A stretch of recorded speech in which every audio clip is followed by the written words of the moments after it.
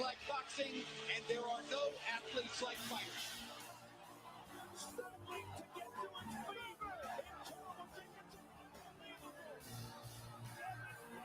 Take another right. Earns in deep trouble again. Earns is down. You know, you create a fight, I guess, but the very center of it.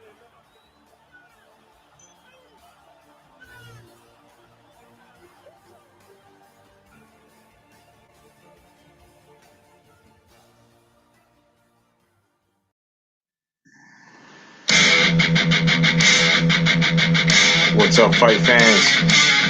Moviegoers, Jedis, and Sith. I'm Jay Cotto. Good morning. Welcome to the Boxing and Jedis Temple. And this is your Coffee and Boxing. What's up, Abdul? My man. What's going on, brothers? Hit the like button on the way in, guys.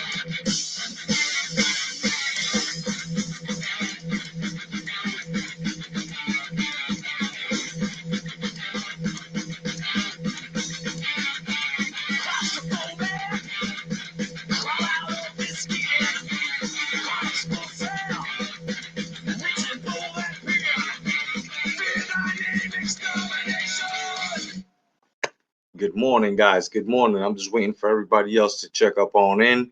Of course, I'm going to play a little bit of this music, and we're going to get down with some nice boxing discussion. And just to let you guys know, we're going to talk about all of the excuses that are coming from Excuse City. That's right. It's coming from Wilder's side. We're going to talk about all the goddamn rumors, even ones you ain't even heard of, that'll make you go, fucking really? So just hold on, hit the like button, and please pass on the algorithms, even the haters.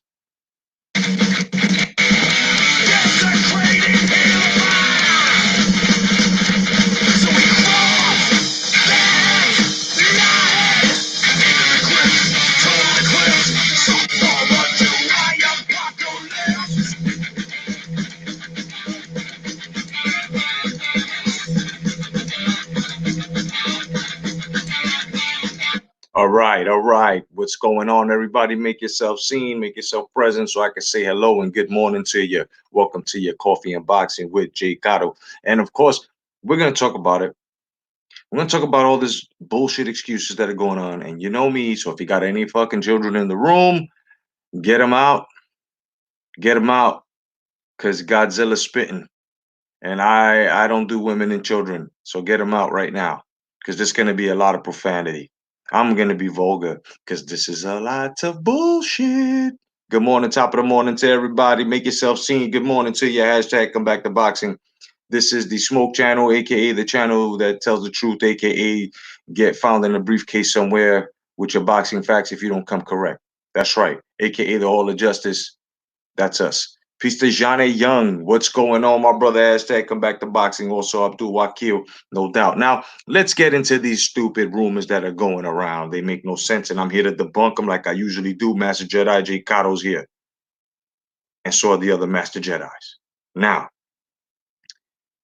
the first rumor to Wilder's loss is on some shit where he's saying his suit, all the costume that he wore was too heavy. Right. I'm going to give you a couple of seconds to think about this, fight fans. Just a couple of seconds.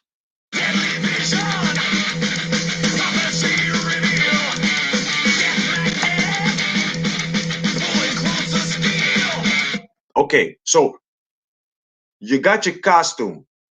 You wore your costume. You didn't try it on the day before, which is something you actually said that you did try on. Foul pole boxing. What's going on, brother? Hashtag come back to boxing. Welcome, man. No doubt. So you said that you wore the you wore the outfit, the costume. You tried it on, so it weakened your legs, and this is exactly why you lost. That's why you lost. Your legs were gone from the beginning, but yeah, you were jumping up and down in the ring before the bell rang. Yeah, we're gonna go over the fight tonight. Late night boxing talk. Listen, guys. I had it in store for you. We were gonna watch the whole fight, and I'm gonna stream it tonight here. We're gonna watch the whole fight. We're gonna talk about it yesterday. For some reason, stream yards of this shit here. But let's get back to it. So now the costume was 40 pounds, and okay, so you should be squatting or something, right? Maybe the wardrobe guy should have gotten fired, right? I think the person who picked out the wardrobe should get screamed on and fired as well. Don't you think? Okay, that's debunked. Let's go to the second one. Mark Breland was under Andre Durrell's influence at ringside because he heard him say, "We love our champion Wilder. Throw the towel in." This is what Wilder is stating. So now it's a costume, and now the reason why he lost the fight as well is because the towel was thrown under the influence of Andre Durrell, in which influenced Breland to throw in the towel. Those are two excuses. You ready for the third one? But I'm gonna give you a couple of seconds so you can think about the last excuse. Matter of fact, think about the last two excuses. Don't worry, this goes somewhere like it always does.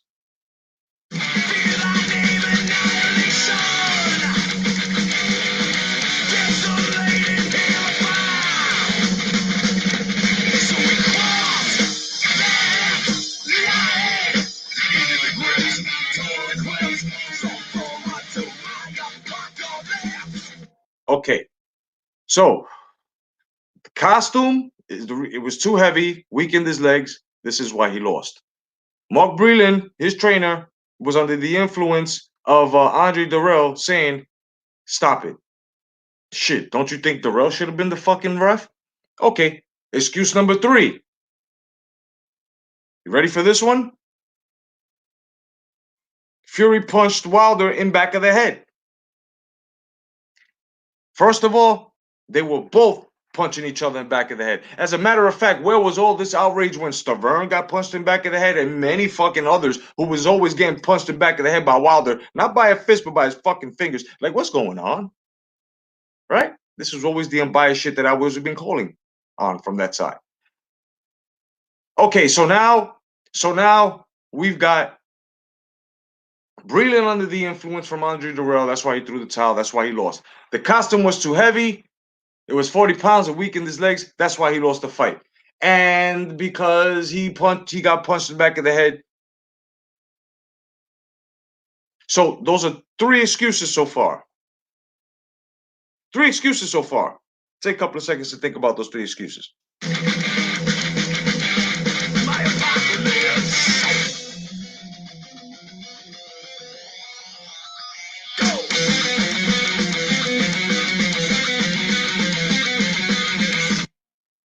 You ready for the fourth one?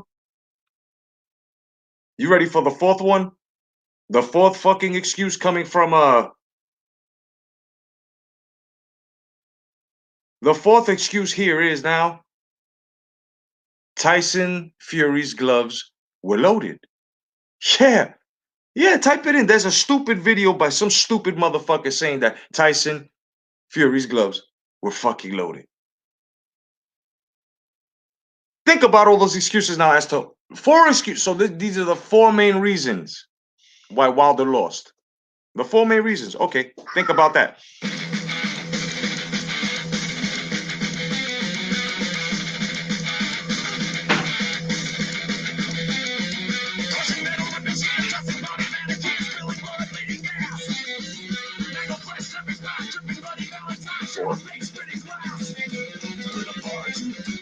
Four excuses. Four excuses. You got four fucking excuses. You know what's the number one main reason why Wilder lost? Because he can't box. He has no fundamentals. He can't fight going backwards. That's the real reason why. All of these excuses are made by Wilder, and they're being said verbatim by his fan base. It's also excuses coming from his fan base. Now now Fury's gloves were fucking loaded. You know, you guys are a bunch of fucking faggots, bro. You guys are a bunch of bitch ass motherfuckers, bro. You guys are a bunch of non-boxing fans, bro. All of y'all, neo boxing fans. A lot of y'all jump ship. I respect those guys that were writing up because they're casuals. So I can understand their demeanor as to just jumping ship now because he lost his O and lost everything, right? Okay, I can understand. I can respect them more than the guys that are standing right behind the fucking camera lens and uploading shit and telling motherfuckers out here, no offense, but telling motherfuckers out here, oh yeah, his costume was too heavy, it weakened his legs. So what the fuck? Tyson Fury get so the costume and all those four excuses is what made Wilder bleed through his mouth, needing stitches and sutures. Let me see. He fucking got a cut inside of his ear from getting punched. So so all of that was done by these four excuses. Really, really. Because there was a fifth excuse too. Yeah, yeah. Kenny Bayless didn't do his job correctly. So why? Tyson Fury wasn't supposed to punch back? You know, you guys are a fucking box of donuts. I swear to God, you guys are a box of donuts. And what I mean by a box of donuts is there's a lot of fucking O's in one boxes, in a whole box. If you take the donut away, bro, there's nothing. Nothing in the middle. And you guys have nothing. All you fucking stupid fight fans of Wilders, all your extreme motherfuckers, now you're looking stupid. Each and every one of y'all making this shit up, and I lie to you now, bro. Go to social media. All these memes, everything, all coming out. His gloves were loaded. Give me 1 second, guys.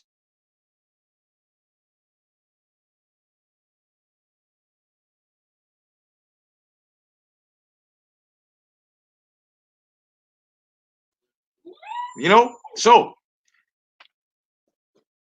5 excuses. What's next? What's the next excuse? Oh yeah, wait a minute. I also heard somebody who thought they were a boxing aficionado on a talk on a blog radio that I fucking happened to skim by, and I was laughing. I was gonna call in and but you know what? I'd rather use my own platform to blast it. Whoever the fuck this was, motherfucker said it was an uneven match. It was an uneven match because Deontay Wilder weighed 231 and this motherfucker Tyson Fury weighed 270. What the fuck are you talking about? Mike Tyson was always all outweighed by so many fucking pounds and by inches in height as well. What are you talking about? Is this not a heavyweight division? 231 is heavyweight, 271 is heavyweight. Why can't they fucking bang them up? So get the fuck out of here. Yo, all of you guys, listen, next time Deontay, if he decides to, Deontay Wilder, when he comes down the aisle, bro, he should wear a fucking tiara and a tutu. It's much lighter, bro. It's much lighter. That's what he should fucking wear. He's acting like a queen, and that's what he fucking deserves, bro. I don't care about any of you extremes, nor you casuals. And all you guys who thought that know your boxing, who actually thought, and you put all of your fucking boxing knowledge behind Deontay Wilder, how do you feel now? How do you fucking feel now?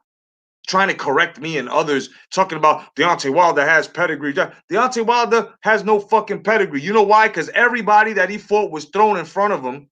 They stood in front of him, and that was it. He had problems when King Kong Ortiz tried to bully him. Then King Kong Ortiz, for some reason, pump the brakes. And then you had Tyson Fury who got in his face. That's what he saw in the 12th round. If you step to Wilder, he's gonna bitch up. And that's what happened. Khalil, what's going on, man? Jean Young, no doubt, Foulpool Boxing, Abdul Wakil, no doubt, and everybody else that's on the check-in. Good morning. This is your coffee and boxing with the truth stirred in it. So you got all of these, and you know what's fucked up about this? There are going to be more excuses. More excuses coming. Watch. So now Breland does his job, right? About the only right thing he's ever done. Because you seen the way. So the only thing he's ever done correctly was stop the fight. Wilder told me I wanted to go out on my shield. Really, bro? Really?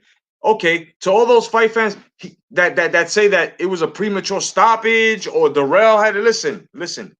Your man was about to go to sleep, son. Your man was about to need a Craftmatic and one of those fucking my pillows, my 1-800 pillow shit. He was about to go to sleep. Would you rather a stoppage or your man go to sleep? And if you would have went to sleep, you would have went with the loaded glove shit. Either way, you guys lost.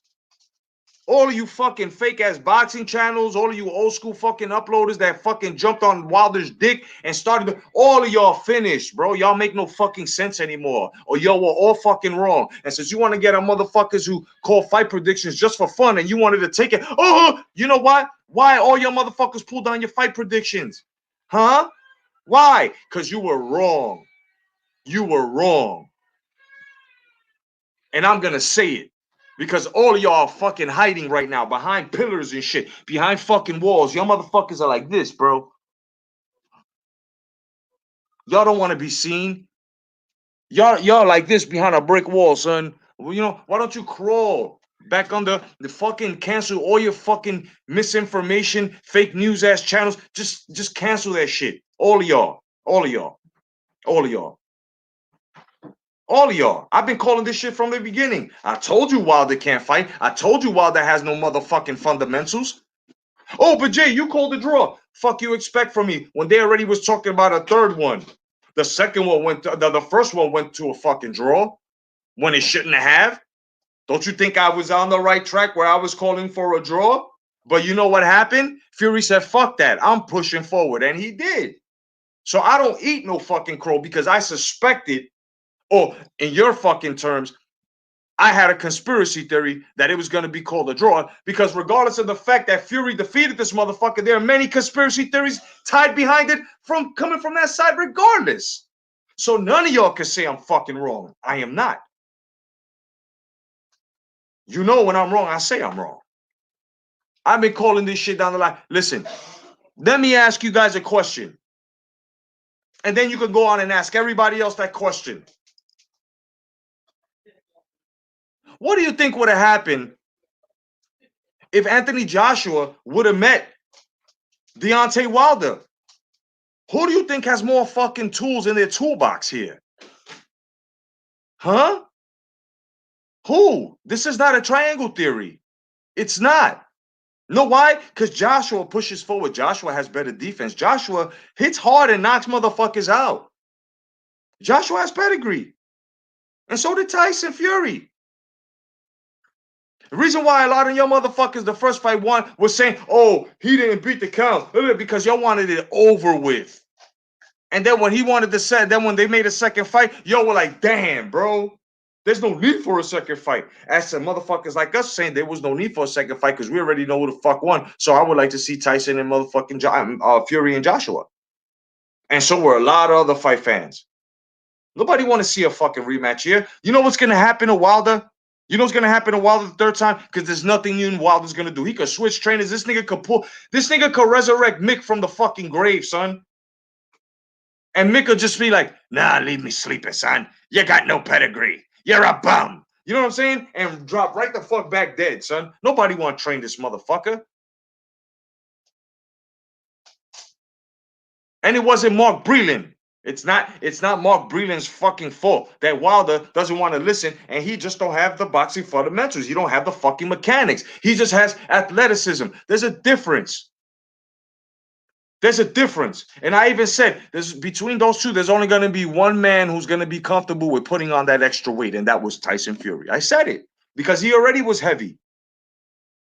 He was already fucking heavy. So now, all of you fucking guys, all of you guys right there that were saying, oh, Tyson Fury's done. Oh, Deontay Wilder's the best heavyweight ever since fucking... You know, I mean, it's Jack Johnson and Dempsey and Johnson, and get the fuck out of here, bro. I could beat Tyson in 86, he said. I'm the baddest man in the planet, he said. Right. Yeah. And you motherfuckers ate it all up. Verbatim sucking dick. That's right. And I'm gonna bask in its motherfucking essence. because y'all were wrong, bro. Y'all were wrong. And it's fucked up how instead of being fight fans that you say that you are, claiming that you are, you're running with these fucking excuses. Ajita, like a motherfucker. You know what I mean? Let's get to your comments now. Good morning, gentlemen. Good morning, no doubt. Let's get to your nice comments over here.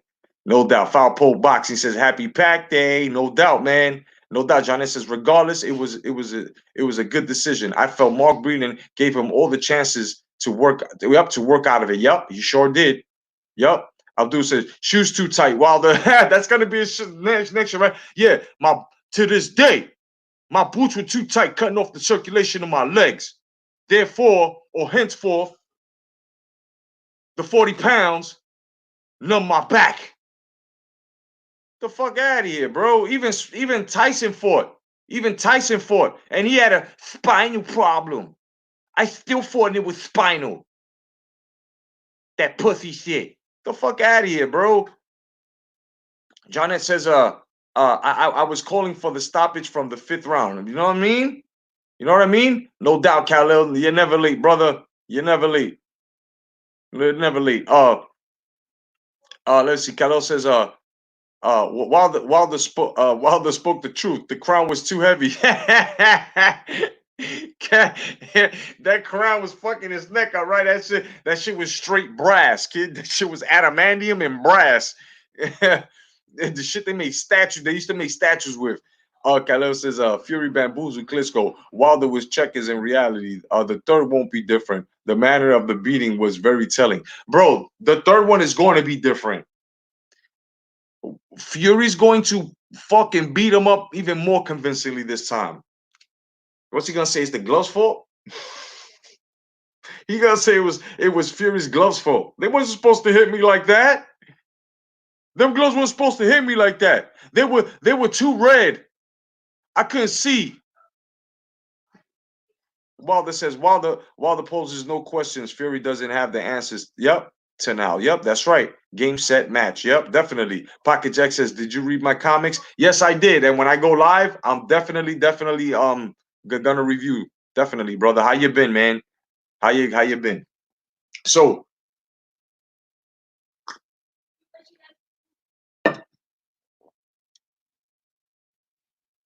now that we have all these excuses, now that we know that Wilder poses no more threat, never did. Never did. You know, he never did. And all my boxing people, I want y'all to know that on Thursdays I'm going to be streaming live for the comics. So if y'all into comics and stuff like that and illustrations and stuff, I want you guys to join us. You know what I mean? Everybody subscribe to Pocket Jack's Comics as well. He's a comic creator and comic content / illustrator himself, creator. So go check him out as well. The inside line says Fury violated him so badly. The thought of a third fight came out of mental breakdown. Yo, inside line, you're not lying, bro. You're not lying at all. I have to agree with you, man. Listen, like I said, it's not that I hate. You're welcome, Pockets, man. I got your back, bro. Ain't nothing changed, bro. I'm still for the cause, brother. Always. Um, you know, it's not that we hate Wilder. It's just when you say blasphemous things. See, but fighters get themselves hated when they act out of pocket. You know what I mean? When you go and you say you're better than the greats, then you disrespect the greats, then you don't show any type of pedigree of the greats. What do you expect fight fans like ourselves to how are we supposed to take you? How are we supposed to take you? Are we supposed to be very, very, very, very serious and take you like, okay, this guy, even though he's missing a couple of accolades, he is that of no, no. No, your work ethic is here, son. And what drives your work ethic is here. And what maneuvers you through your work ethic and your work day, son, is here. And it's always here. If you don't have this, then you ain't got this. And Wilder don't have this because he don't know how to use this. It's not Mark Breland's fault. It's not Mark Breland's fault that Every time he told Deontay Wilder in the Ortiz fight, the first one, to use the jab, to utilize it more, he didn't utilize it, and that's how he got fucking rocked. You know, like you gotta look. You might as well call Wilder just a fucking big puncher, just a puncher. That's it. He's not a boxer puncher because he can't box. He's not. He's just a puncher. That's it. That's all he is. It's just a puncher. And of course, punchers, they cause threat. They pose threat. Of course they do. But even big punchers like Ernie Shavers, Ronnie Lyle, George Foreman, they had boxing pedigree. They knew variations. They had different variations. They didn't just go 1, 2, 1, 1, 2, 1, 2, 1, 1, 2, body, body. That's it. That's a whole, and it's not even a pattern.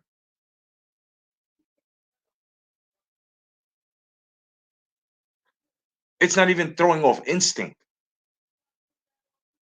What the fuck do you call that? Force a habit. Wilder's in the fucking ring, and his shit is force a habit. When you do the same thing over and over again, it's a force of habit. It's to the point that it's his reflex. He tried that shit. He tried that shit with a fucking boxer, someone who went forward, someone who a technician, and he got his ass taken apart. But it's still not Mark Breland's fault. Now Wilder, you stupid motherfucker, you go out on your shield. Go out on your shield. This is why I say you don't have this. You're not gonna come back the same, brother. You got your shit pounded in. And if you take on a Fury again, it's going to be even worse. This time from other angles that you ain't never seen before. But it's okay. It's okay. Because if this is the way you want to go to school, it is permitted in the sport of boxing. You want to learn the hard way? The school of hard knocks. This is what you need. As a matter of fact, this is what a lot of motherfuckers need over on that side of the street in PBC. But do you think that these guys would actually study and take a test? No, they'll cheat and they'll get it from somewhere else and then say that they did it in themselves. Analogies. Khalil says, Breland is a hero. He was the only brave man in Wilder's corner who cared for the fighter enough to throw him in to throw in the towel. Wilder's team had their heads down and let him, left him in the wilderness. Yeah, bro, salute Breland, definitely. And it's like, that's dangerous, bro. That's dangerous. You was bleeding out your ear, whether it was a cut. I don't even believe that. I think he got punched so hard, bro. I don't believe that it was a cut. They haven't shown pictures. I'm not going with no fake news. I'm not. I will. When I hear it, I will believe it.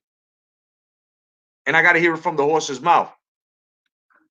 But you won't see Wilder behind a mic no time soon. That man is licking his fucking wounds. That man needs to take a look at his fucking following and how he has poisoned his following. That man has to reevaluate his whole situation on the landscape of boxing and stop the skin politics.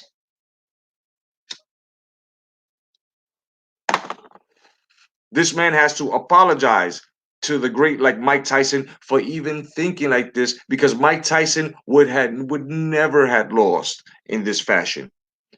Oh, Mike Tyson lost to Buster Douglas though. Who's Buster Douglas compared to niggas of today? Thank you.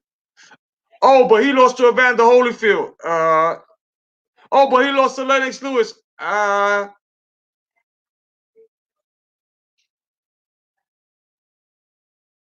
you talking about? They were all great. They're all great. Hall of Famers. What are you talking about? This era ain't got nothing to offer, bro. Only Hall of Famer that's coming in this era that came from the last fucking 2.5 eras was fucking Manny Pacquiao.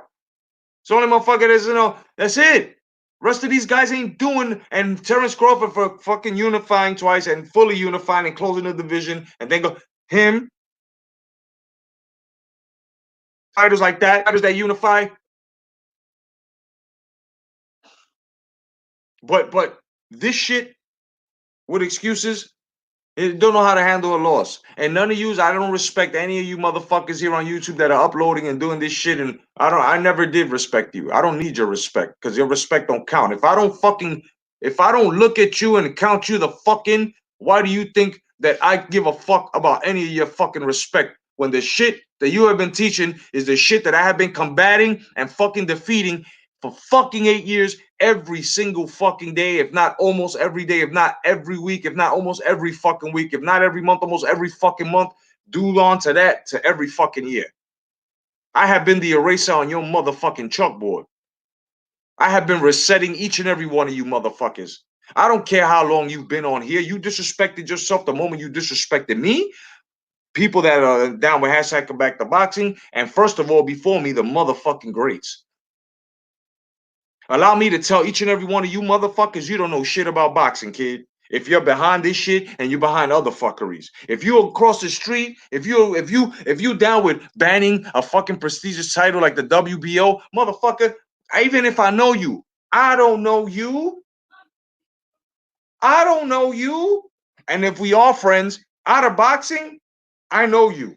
In boxing, I don't know you. I'm drawing the line. I do not, I repeat, I do not want to be affiliated with liars. I don't want to be affiliated with motherfuckers who lie to themselves. I don't want to be affiliated to guys who don't know shit about boxing. And I most definitely don't want to know or be affiliated with any casuals that think they know it all and are out here disrespecting knowledge. Even motherfuckers that know more than me. I stand my ground to the level as far as my knowledge goes. And it's vast compared to a lot of you motherfuckers. Motherfuckers on here, their boxing knowledge is way more vast than most of y'all. There are guys on here that should have their own fucking channel. They just don't. Why? Because they don't have the time to deal with your shit. They don't have the time to deal with all your fucking goofiness, with all of your lies, with all of your fucking one-sided arguments, with all of your screaming, with all of your fucking gun threats every time somebody proves you fucking wrong, with all of your claims of being debate champions when all you do is scream like bitches and holler everybody. You know what I'm saying? A lot of you guys have been challenged by me, and I have been on lives, and everybody's been on lives, and I've been waiting for you guys, and you guys never fucking show. You guys never fucking show. But you love to make videos and talk shit about everything and everybody, but the things don't pertain to you anymore, motherfuckers. When we speak of boxing, it no longer pertains to you guys. You guys need to start blocking these Wilderettes, these Canelmos, all of these motherfuckers that are totally irrelevant, that are saying that these are the greatest fighters and they're greater than the ones of today, in which these fighters have not put in the work as champions of yesterday. No, no, no, no, no, no, no, no. You can rock with them. Hey, I'm still rocking with you. But now, like I've stated before, for myself, I cannot fuck with any fucking type of fucking casuals that are just gonna, or any hardcores that are just gonna say Deontay Wilder is great. Deontay Wilder, listen, those fucking 10 title defenses or whatever the fuck you want to call those were all fucking empty. Take a good look at them. Compare the guys who have defended their titles and look at them. And don't give me, and like I said before, don't give me none of that shit about, oh, it was a different era. What the fuck out of here? Those guys pushed themselves in order for their era to be talked about in such a positive light, like guys like myself and you guys as well, right? To be the forefront of today, the example, the foundation. Why isn't this fucking generation, this era, doing the same thing that these guys did? See, that's work ethic. Here is second place is the best. Second place is first place. You motherfuckers need a handheld everywhere you go. Fuck y'all. Straight up. LDBC, all you motherfuckers.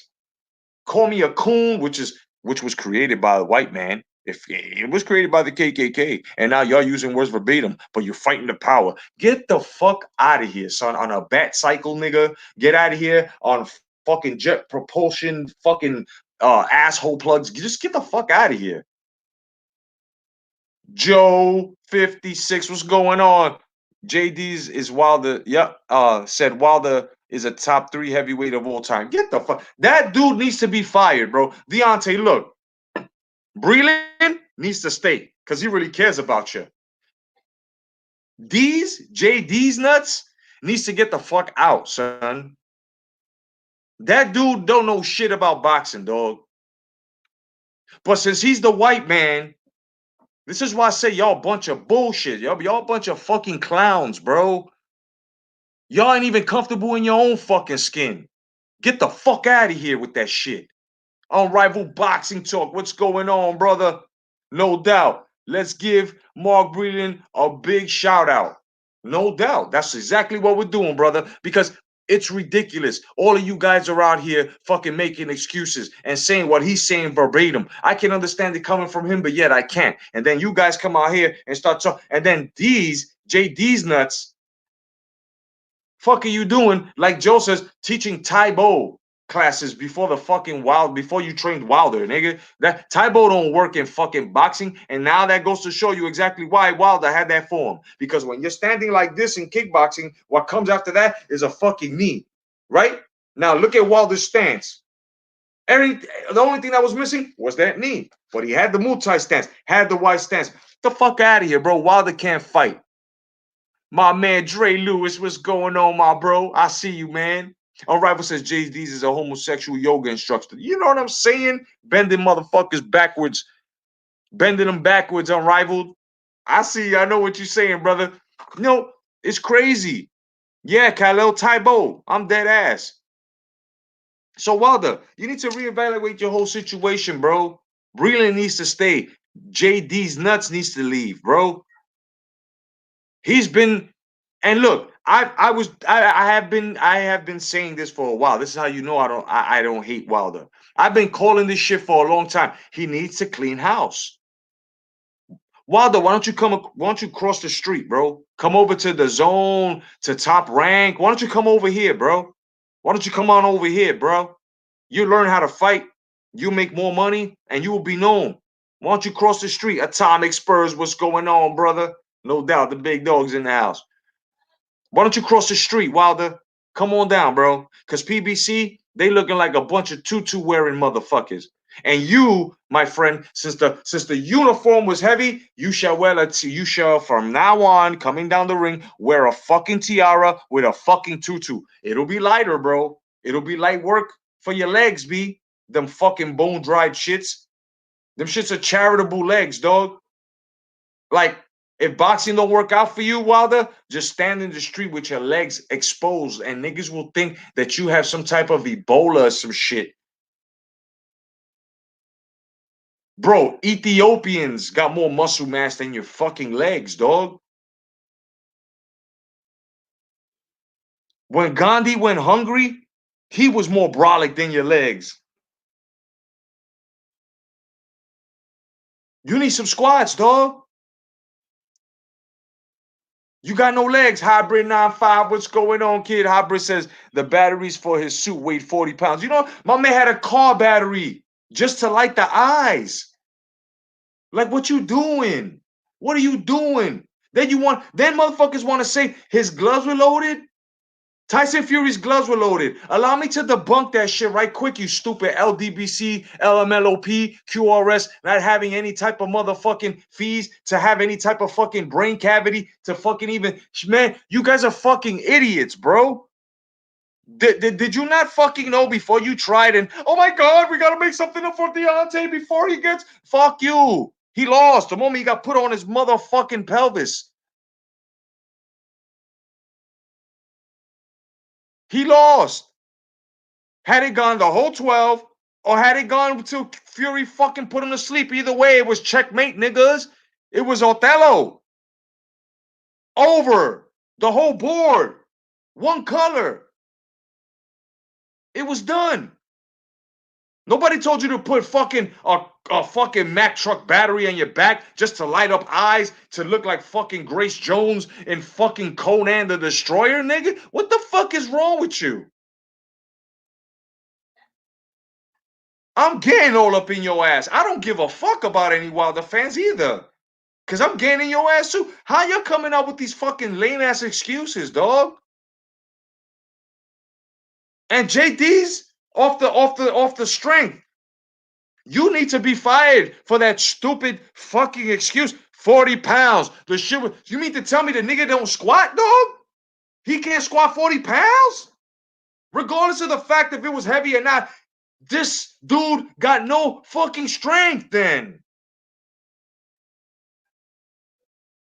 Is what you're saying.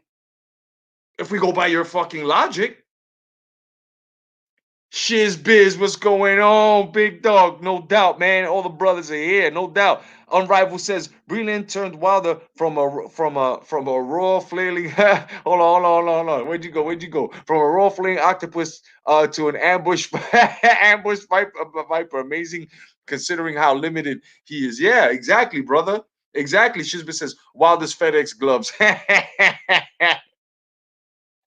You know what I'm saying? Atomic Spurs says there's no excuse for going into a title match as a champ with legs like noodles. You know, bro, the costume was heavy.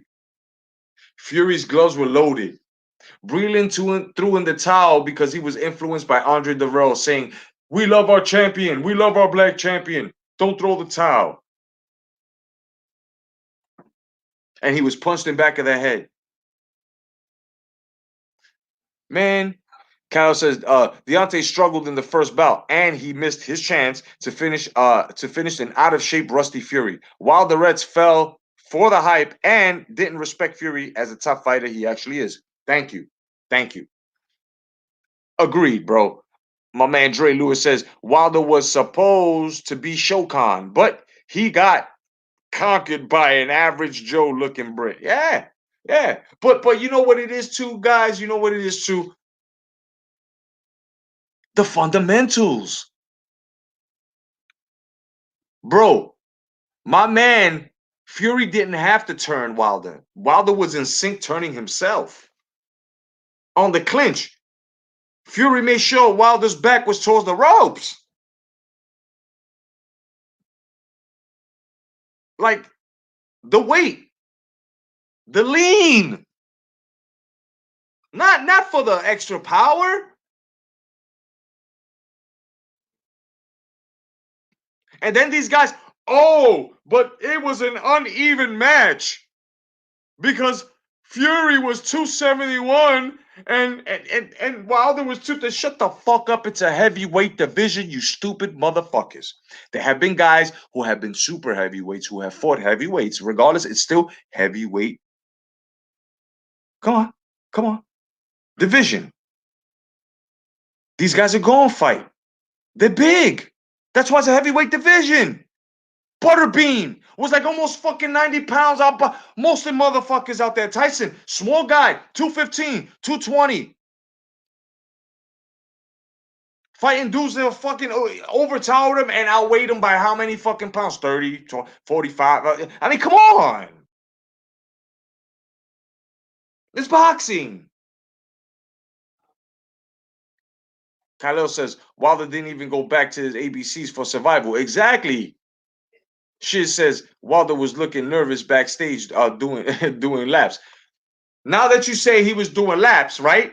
Thank you, Shiz, for saying that. Your testament, and how was it heavy if he was lapsing back and forth? How was the costume heavy? How did it affect his legs if he was lapsing back and forth? Perhaps he tired himself out from being so nervous from lapsing back and forth? See how that can be debunked? You see that shit? You see that shit? I did it in one swipe with the help of motherfucking Shiz. You know what I mean? Let's see. Joe says they even said Wilder's team trashed the dressing room after the fight. Of course they did. Of course they did. They trashed that shit because they knew that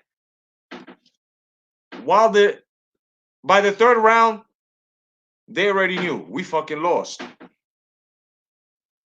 And then did you see something that was posted? I got to go back and look at. I have it for tonight. Something about Kenny Bayless or the ref, right? Was being penalized as well. How the fuck is a ref gonna be penalized?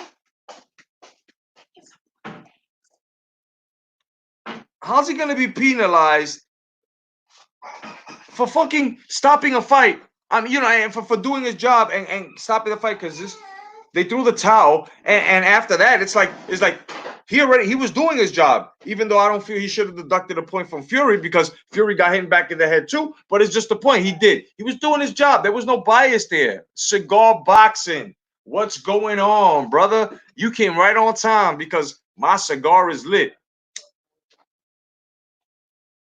Everybody go check out the OG Cigar Boxing. My man knows what he's talking about. Everybody subscribe and also check out Unrivaled Boxing Talking News. Go check him out and also check out Atomic Spurs Fan. You know what I mean?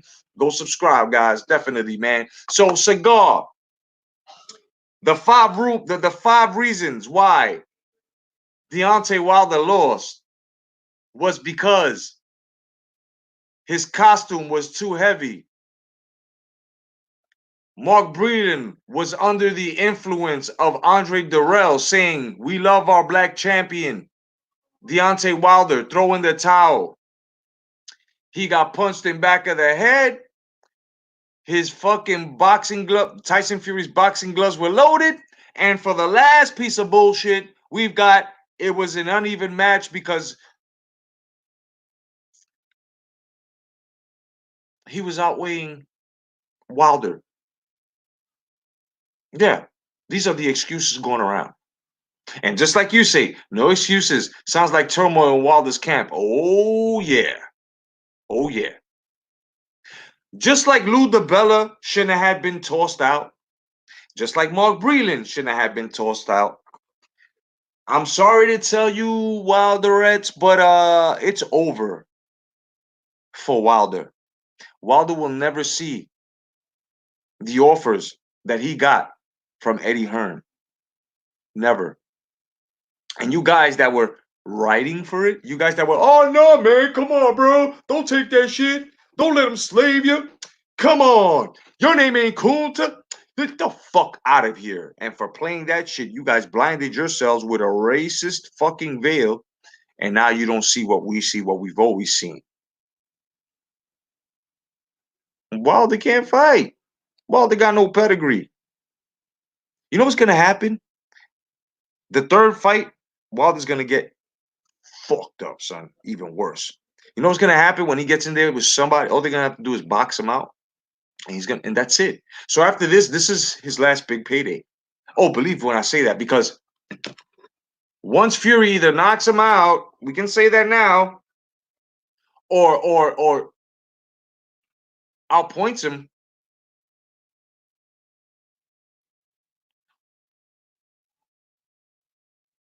Andy Ruiz will fuck him up. White definitely. Why do you think White ain't get his chance? Because White would have did the same thing. You can't doubt White now. I don't even doubt a Chisora. Shit. I don't even doubt a fucking Joe Joyce. I don't doubt a motherfucker. Even a Dubois, son. That's how easy. And I was saying this all along. Listen, yeah, he got 40-something wins with 40-something knockouts, but they're empty, son. They consist of nobody, son. His fights got harder with two of the top 10, and he struggled, son. He lost to one of the. What do you think the other top 10 would have done to him, son? Andy Ruiz would have beat the shit out of Wilder on an off day looking like a manatee, son. Come on. You can't doubt these gentlemen now. It's over for Wilder. And it's their fault. It's his fault. Because when you got a paper champion, and I'ma fucking say it, and I don't give a damn who don't like it, I got my platform, y'all can come on down. Papa got a belt, Papa got pants, Papa got slippers to fuck you up with. I do this. I am ready. I will be on tonight, 10 p fucking m, bro.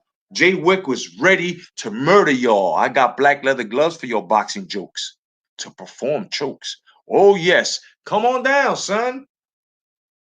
Whoever don't like what the fuck I'm saying, if you happen to run into this fucking live that's going to turn into a video, it's over for Wilder. Y'all can forget about him trying to come back. Hey, Bronson K, what's going on? Welcome, brother. Y'all can stop this bullshit, this notion that he's gonna come back like a Tyson did. No, you know why? Because he's got no pedigree. And since under your standards, see, this is why you guys always put your own dick in your ass, son. When you come with your own standards in this fucking era where it's like you lost your you gotta go, you ain't no good. Now what happened? Half of these motherfuckers jumped off his bandwagon. Mike D, what's going on, brother? All right, Unrivaled says Cotto, before you drop, give me a link. I want to say something. Yo, whoever won, I was no doubt. Whoever wants to get on, I'm dropping the link. I just wanted to get this stuff out. You know what I'm saying? Definitely. We're gonna get a very credible, and when I say this, I mean it, goddammit, a very credible boxing fan slash uploader who knows his shit. He shall be on with us shortly, and his name is Unrivaled Boxing Talk. And he will be on here and he's going to express exactly what he has to say. He's going to let everybody know. Anybody else want to join? The link is in the chat. Come on down. We can talk about this. And please express the way you feel about this. And even if you want to oppose me on this shit, come on down. You know what I mean? Because there's really nothing to oppose me with this Wilder situation. Diego Alvarez, what's good, brother? Good to see you. Hashtag come back to boxing. You know what's up. Mike D says his costume lost his fight. Here we go. We've got Mark. What's going on, Mark? Yo, what's up, Jay? How's it going? How's it going? Shout out to everyone. Yeah, it's a beautiful weekend, isn't it? It's a beautiful weekend in boxing. I'm just gonna say this. There's literally one reason why Deontay Wilder lost. He fought against an opponent who's better than him, and that's it. He fought against a guy who's actually elite. This wasn't a guy coming off of the couch. It was a guy who actually went back to the old school roots of boxing. He went to Kronk. He came in with a good training camp behind him. He outweighed him by a lot, and he knew how to pressure him from the outside. He feinted his way in. He threw the 1-2, and it was pretty much the most routine, basic amateur style of boxing you can go to with pretty much just good feet. And that's all it was. He just made him go backwards so he couldn't cock the right hand. Anytime he tried to, he couldn't let it go because Fury was on the inside, no leverage on the shot, and it was over. That's all it is. Take away the right hand by getting on top of him, he can't throw it. That's why he hasn't fought a pressure fighter other than the Hapa. And the only reason he fought the Hapa is the Hapa doesn't throw punches. So and I love the way he closed the distance on him too. Oh yeah, he closed the distance by just using feints, just basic feinting. Just basic feinting, basic feet, just one step in. He was always 6 inches off of Wilder's front toe, because if you're 6 inches off of him, your 2 is going to land and Wilder's isn't, because he's got that 2-inch reach advantage. When Wilder landed his 2 to the body without the lunge, he was 4 inches off of the toe. That was his only way. Otherwise, he was always overextending. That's why he was off balance from round 1, not round 2, because he was lunging. Right. Fury knew the range from the first fight. Right. He knew the range. Wilder can't do that. Fury's a student. Wilder isn't. Exactly. And this is why Wilder needs fundamentals, man. Big time. And he's got none. His jab. Listen, if you've noticed, his range, when he shoots, it's off. Like his targeting is off. The only way he's gonna hit you is if he's at mid range. That's where he's comfortable. But he's very uncomfortable on the inside and on the outside. But you can catch him. You can catch him on those ranges, which is what Tyson Fury did. And I'm so happy he did that. Absolutely. The other thing that Fury did was he lied to Wilder and lied to him. Then he told him the truth. He became a magician. You know the way magicians, they don't reveal their main secret and how they fool you. They just lie to you and then they deceive you. That's pretty much it. They tell you they're lying to you and they deceive you. He told them from the first fight, he said, I'm going to knock you out. He went on the back foot. In this fight, he said, I want Hagler Hearns. I want to come out. I want to fight with you. I'm going to be 270 pounds. I'm going to walk you down. I'm going to maul you. I'm going to lean on you. He told them his game plan. They didn't believe it. They thought they could just go out there, and Wilder looked like he wanted to take the center of the ring at the start from the jab, so they wanted him on the back foot, and they couldn't do it because the dude, he used defense with the feints going forward. It's routine, and that's what happens against an elite heavyweight. Not everyone can do what Fury can do, but a lot of guys can beat Wilder once they get on top of him. That's it. Like a guy like Andy Ruiz, if Wilder couldn't knock him out with one shot, Ruiz will flail all over him. Parker could do the.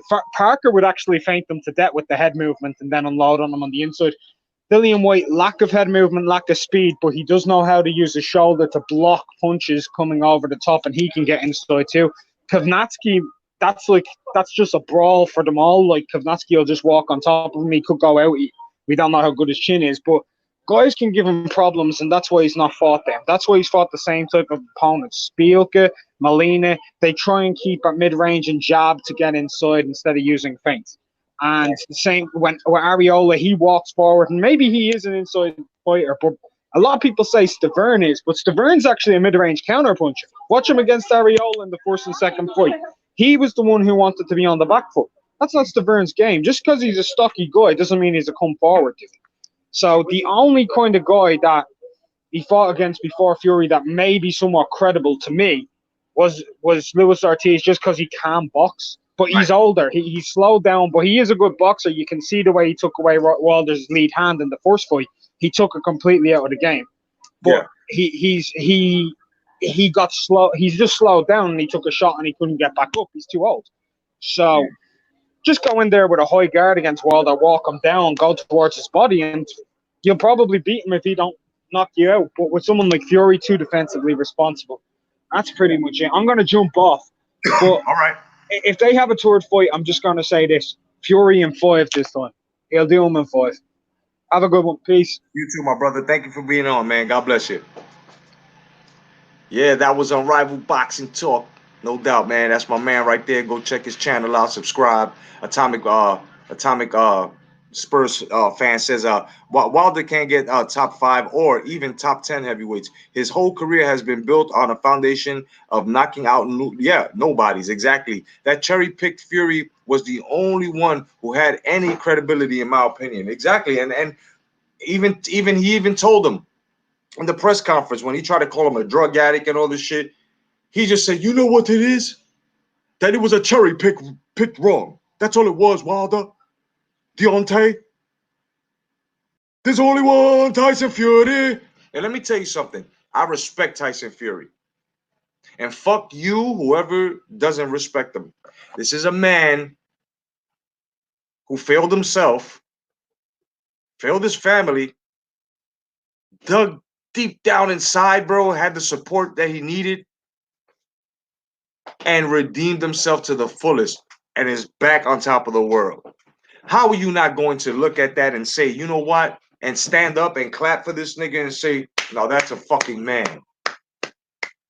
In ring, outer ring, however you want to put it, bro.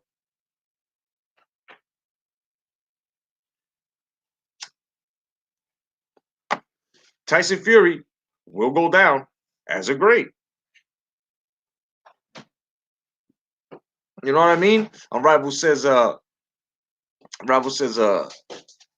he says, Wilder lost because he fought a world champion caliber fighter. Hell yeah. Hell yeah. You know what I'm saying? All day. And then Atomic says, then the cherry pick backfired. No excuses. Hell yeah. It sure did. Bronson says, that's a champ. Hell yeah. You know, we definitely have to respect guys like this. Especially when they keep the sport. There's a big difference between Tyson Fury boxing and Deontay Wilder boxing. Just like there's a big difference between Manny Pacquiao boxing and Mayweather boxing. It's the same sport, but the demographic is different. Because you got one fight for ridiculous amounts of money and fame and all this, and then you've got the legacy fighter who's just fighting and donating his money and taking low pays and getting jerked on every deal, but still for some reason has a fucking strap and they're trying to fuck him over, right? This is exactly how it's split down the middle between real boxing fans and these fucking fantasy fight fans. Me personally, I happen to like boxing the way Fury, Pacquiao, Lomachenko, Usyk, Terrence Crawford, you know, Pernell Whitaker, and the rest of these legacy fighters did it. You see, reason why you got to look at Tyson Fury and why he's an elite, really an elite fighter in his era, and why he's the king of the heavyweights right now. Even next to Anthony Joshua, which I got to respect Anthony Joshua, because I always liked what he said when he said, I happen to be a prospect who's happening to hold these titles in this era because he knows what it is to be a heavyweight champion. He's got a lot more work to do before he's even mentioned with the greats, right? So this is why you got to respect guys like this because they know they're not out here like the rest of these assholes. Oh, I'm better than I would have knocked Tyson out in '86, and knowing goddamn well we're like, bro, stop shooting up that opium, dog. Are you stupid? Sniffing opium? Motherfucker, you instead of fucking swallowing fucking tablets, bro, are you sniffing them? Are you fucking pouring? Are you fucking taking pills through the asshole, dog? Like, stop what you're doing because you're about to ruin the image and the style that you're used to. You know what I'm saying? Like, what the fuck are you doing? What are you doing? That's my niece. She just woke up. What are you doing? You guys, you guys got to understand that you know. Exactly, exactly. You got a pretty boy Floyd who was fighting for fucking legacy back then. You know what I mean? And then you got Money Mayweather, which is the guy with the money and was obnoxious and was like fuck the fight fans and I don't care. You know what I'm saying? At the end of it all, I was just playing the bad guy. That nigga, no, no, no, fuck you, because you still got plans of making these fucking Las Vegas fucking sideshows, and you think we're gonna spend money on that? You fighting fucking Hiroshima somewhere, and fuck you. It's a joke to me. You know? Shit says Fury knew Wilder couldn't box from the start. Hell yeah. He even said he's a fucking tosser. He's a dosser. He could listen. Wilder is not, and was not when he had the strap. My American heavyweight. I don't consider him one of the American heavyweight champions, bro. I'm sorry. And that's an apology without really apologizing. I'm sorry for your feelings. I'm sorry if you can't get used to that. I'm sorry if you don't accept that. But knowing what a heavyweight champion is, especially coming from the Americas and how they went to other people's backyards to fight without bitching and did this, come on, bro. You don't spark a fucking match to any of these guys, man. Wilder, and I'm not kicking you while you're down because I've been kicking you while you've been standing. Whoa! You know what I'm saying? It's just you fucking suck as a fucking fighter, not as a person, not as a father, not out of the professional, sport of boxing, but in ring, you suck. And now I can say it. You lost the first fight with Fury, and it was certified you goddamn lost this one too. And it is not Mark Breland's fault. It is your motherfucking fault. It is your fault because you thought that you can rely off your athleticism and your power. But guess what, bro? That shit was neutralized. It will always be neutralized. King Kong Ortiz started writing the blueprint, and Tyson Fury finished the fucking blueprint. Now watch what happens to you if you don't go back to your fundamentals. If you don't gain your boxing knowledge, you ain't gonna be shit, bro. Remember that part in Rocky 3 when Rocky was upset because Mick didn't want to train him to fight Clubber Lang, and he told him they were all setups. What do you mean, Mick? They were all thrown in front of you. They were all gimmicks. Don't you get it, son? The hell is wrong with you? What do you say, Mick? I'm a paper champion. I didn't fight. No, I'm not saying that, Rock. What I'm saying is, those guys were different. Mediocres. This guy, he'll knock you into tomorrow, Rock. You don't need this guy. And just like in Rocky 2, when Apollo Creed was going to meet Rocky, he wanted to fight him because I can't let the Stallion beat me. He beat me by 3 seconds. By 3 seconds. Do you know how that made a man of my caliber feel? Right? And he told him, Champ, you don't need this guy. You would hit him and he wouldn't stay down. You don't need him, Champ. We don't need this guy. Now, I know it's just a movie, but god damn it, it's a movie off the blueprint of boxing that had research behind it. And we all know that these motherfuckers had said back in the days, oh yeah, I'm gonna take this guy and I'm gonna wipe my ass with him. Yeah, because I'm competitive. I'm the cream of the crop. Dig it. You know what I'm saying? Back then. Now, now these are a bunch of fucking shirt wearing faggots that don't know how to shirt cock it in front of their girls, kid. You know what I mean? Inside line says, "You big dosser," ringing out round. The arena was funny as fuck. Hell yeah, Doss. Hell yeah. Atomic Express says Wilder is easy to pick apart if you have a boxing brain. Jab, setting up a straight right. That's all. That's all he has. Oh, and a few rabbit punches in the clinch. Fury wiped the guy off the map now. Hell yeah. Diago says, who would have won, Fury versus Holmes? I think Holmes, depending which Holmes it was. Fading Holmes, Fury. But Holmes on his game, Holmes, like just beating Ali Holmes.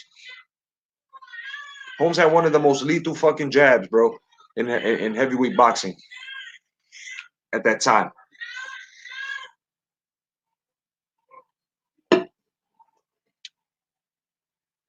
This is why I used to say guys like Ray Mercer, Bone Crusher Smith, God damn it, even Mitch Green would have put the beats on Deontay Wilder. Why? Because they knew how to box. James Buster Douglas would have beat the shit out of Deontay Wilder in 86 or in 89. It really didn't matter. These guys would have fucked you up. I would have seen Ray Mercer fucking Deontay Wilder up the same way he fucked up Tommy Morrison. And Tommy Morrison would have fucked you up. I believe. I may be going a little too far because when it came up to big fights, Tommy Morrison would choke. But at the same time, Tommy Morrison was respected with that left hook. You know what I'm saying? He had some pedigree. I think he wouldn't have been no Stavern. You know what I mean? I'll be right back, guys. Give me 1 second.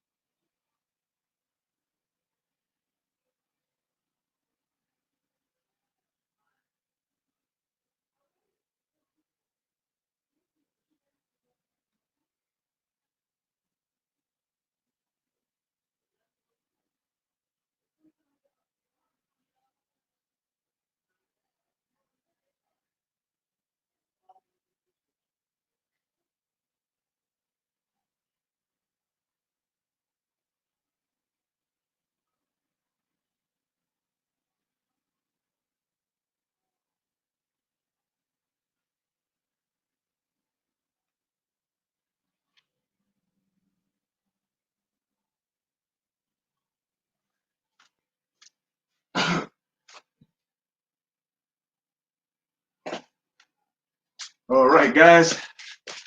All right. Sorry about that. So, 913 Boxer. Welcome, brother. Welcome. Hashtag come back to boxing. Thank you for joining, man. 913 Boxer says Wilder needs a new coach. Someone like a Nazim Richardson or Virgil Hunter. Who do you think would be a good fit for Wilder? I think I think a good fit for Wilder would be a Teddy Atlas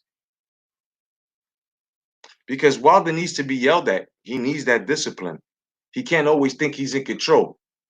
You know, Teddy Atlas will put him in his place and let him know you're either here to be a fireman or you're gonna stop fucking fighting. Right? I think he would be more than enough for him. You know what I mean? Uh, but those two that you said, 913, it's Nazim definitely, and definitely Virgil Hunter. You know what I mean? Oh yeah, or even Jackson, Joe Jackson, right?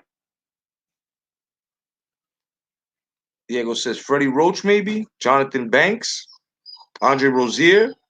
913 says Banks would be cool, but Richardson would be the best choice in my opinion. I could agree with that. I could agree with that, brother.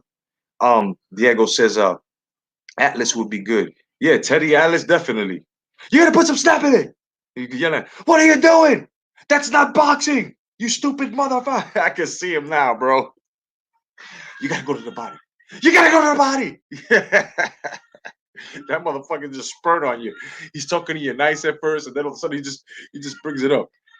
But you gotta go to the body. You gotta go to the body. He's like, all right, bro, relax. You know? Oh shit, man.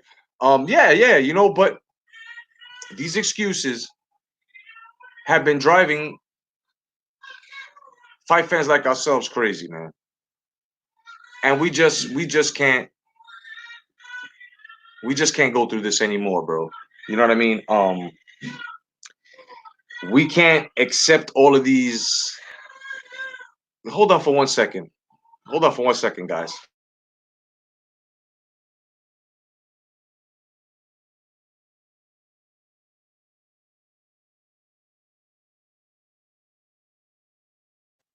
Sorry, guys.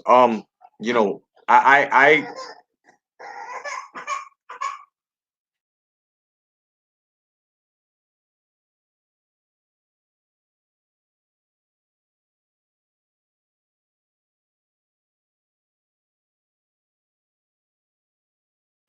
so I just think that all of these rumors and all of these conspiracy theories, these are conspiracy theories. These and everybody's talking shit and everybody's saying this and everybody's saying that.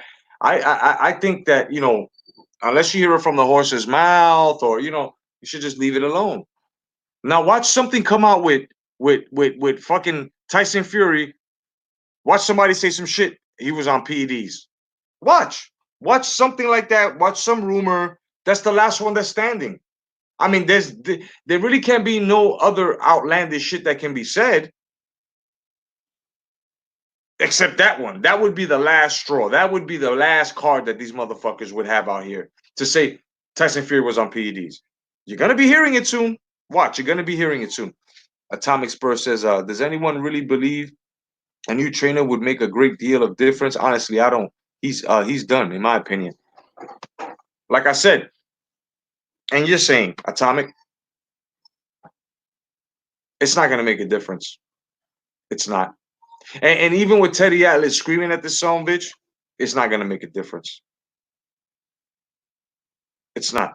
You can't teach a motherfucker like that who's closed-minded and thinks he's the shit and counts his chickens before he hatches and is on some other agenda shit, his mind ain't right. And then now when you see on how this is why I brought up the Rocky and shit, how they just threw all these fucking nobodies in front. Take a good look. This is the experiment that I was saying this before anybody, and I was telling everybody to do this experiment. Now you can fully do this experiment because both men have losses now, right? So take a good look at this. Take a good look at this. Take a look at Anthony Joshua's record, and then compare it to Deontay Wilder's long ass record. Deontay Wilder is like a glass of Kool-Aid. It's diluted.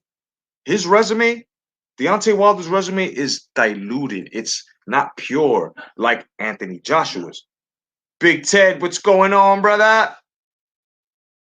You know, it's Anthony Joshua's resume.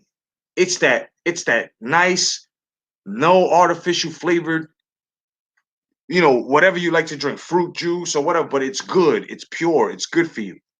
As to Wilder's resume, it's diluted. It's got all of these fucking unnecessary things that are not good for your body. Boxing education. So you gotta take a look at this. No doubt. Big Ted says, he goes, hi, Jedi Hi. Oh, Mark Breland saved Wilder's life. Hell yeah. Hell yeah, he did. He had end of round six. Gerald McClellan look in his eyes. Hell yeah. He had the Gerald McClellan look in his eyes. I gotta agree. That went to say 10 rounds. Deontay would have caught a body. Deontay Wilder would have caught a body in his own body. Yep. Like, this is what I'm saying. Either way, Deontay Wilder was going to sleep. That was only the seventh round. Deontay Wilder was either going to sleep or the ref was going to have to stop the fight after after falling so many times, or the towel would have been thrown. Either way, he would have lost, even if it would have went all 12, and he would have fell down once. From the seventh on, like eight, not, and he fell like once in each round or stumbled.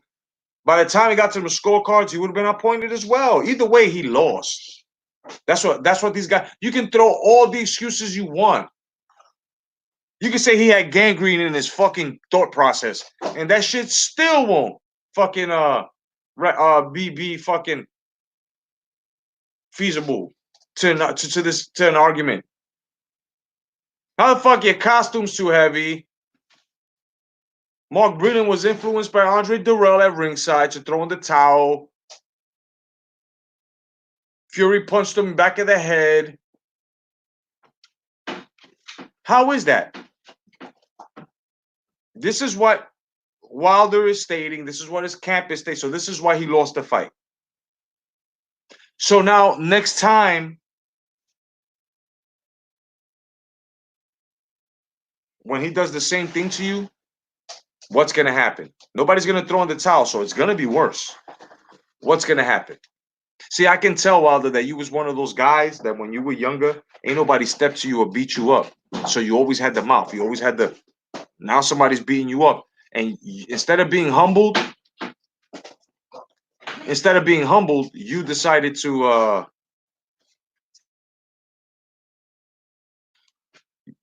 instead of being humbled, you decided to just want to prove something. Okay, go ahead and prove something. Try to prove something. Watch you get fucked up. Instead of saying, you know what, let me go back fundamentals. I'll take my rematch clause.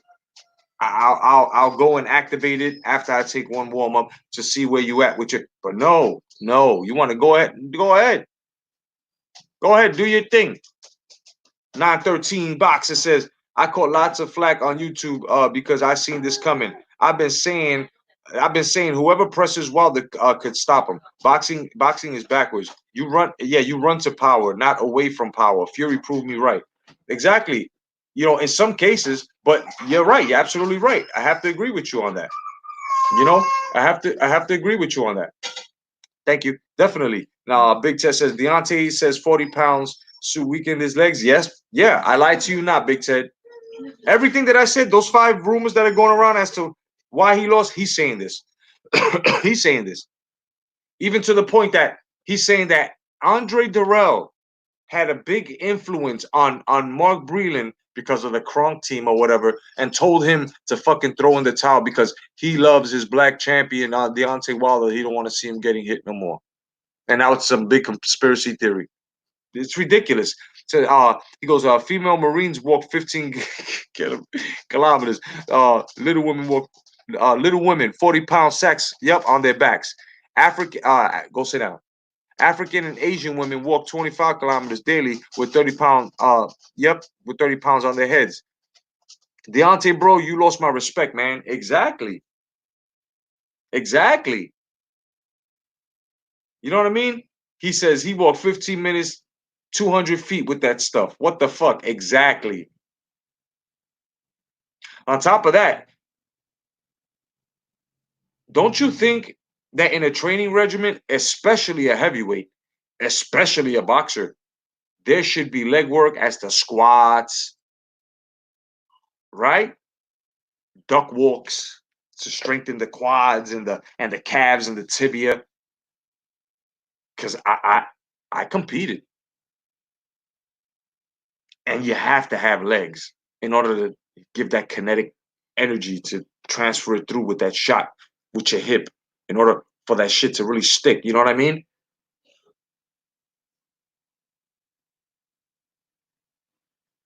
Oh shit, strength music recording. What's going on, son? Welcome, welcome. Joe says Fannin is now saying Fury had something in his mouthpiece to give him more endurance. He's a fucking idiot. Fannin is a fucking idiot because what? So the man couldn't wear a mouthpiece that said Nigeria during a Black History Month, also calling out AJ, sending a message to AJ. He couldn't do that. But it has to. Then I say that look, my point exact, and I predicted it, and here it is. Thank you, Joe. Thank you, my man Joe. Didn't I say just a couple of minutes ago that the last card they're going to play was the PEDs? Joe just Joe just confirmed it. Fannin is now saying Fury had something in his mouthpiece to give him endurance. See that? I know this shit already. Didn't I call this? I'm telling you, bro. I'm telling you. I'm telling you. When Wilder wins, it was fair and square. Even though he hit him in the back of the head, oh, it's a punch.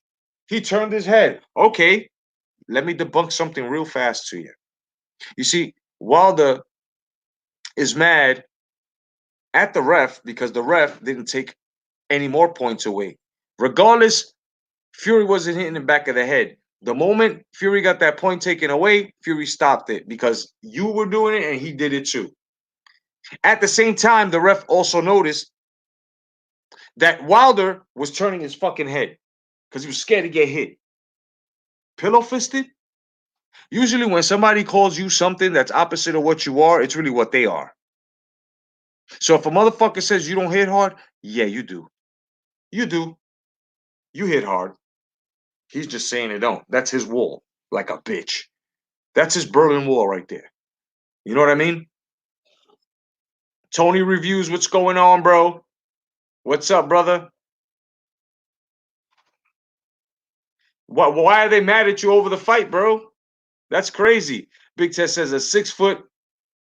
Big Tess says a 6'6" huge guy, 40 pounds, a few feet walk. Bro, JD's is a snake. Oh yes, he is. Oh yes, he is, bro. He needs to go, not Breland. He wouldn't care. Deontay died. Jay just wants to keep his job. He never stepped to Deontay. Yep. Yes, man. Yes, he is. It's pathetic. Big time, brother. Diego says, all I gotta say is both fighters are great. They both got their own battles and demons. But Fury proved he did too much damage to Wilder. I had Wilder winning, but Fury made history. Big Tess says, Wilder, all the negative things about AJ. I think AJ walks through him now, like Fury.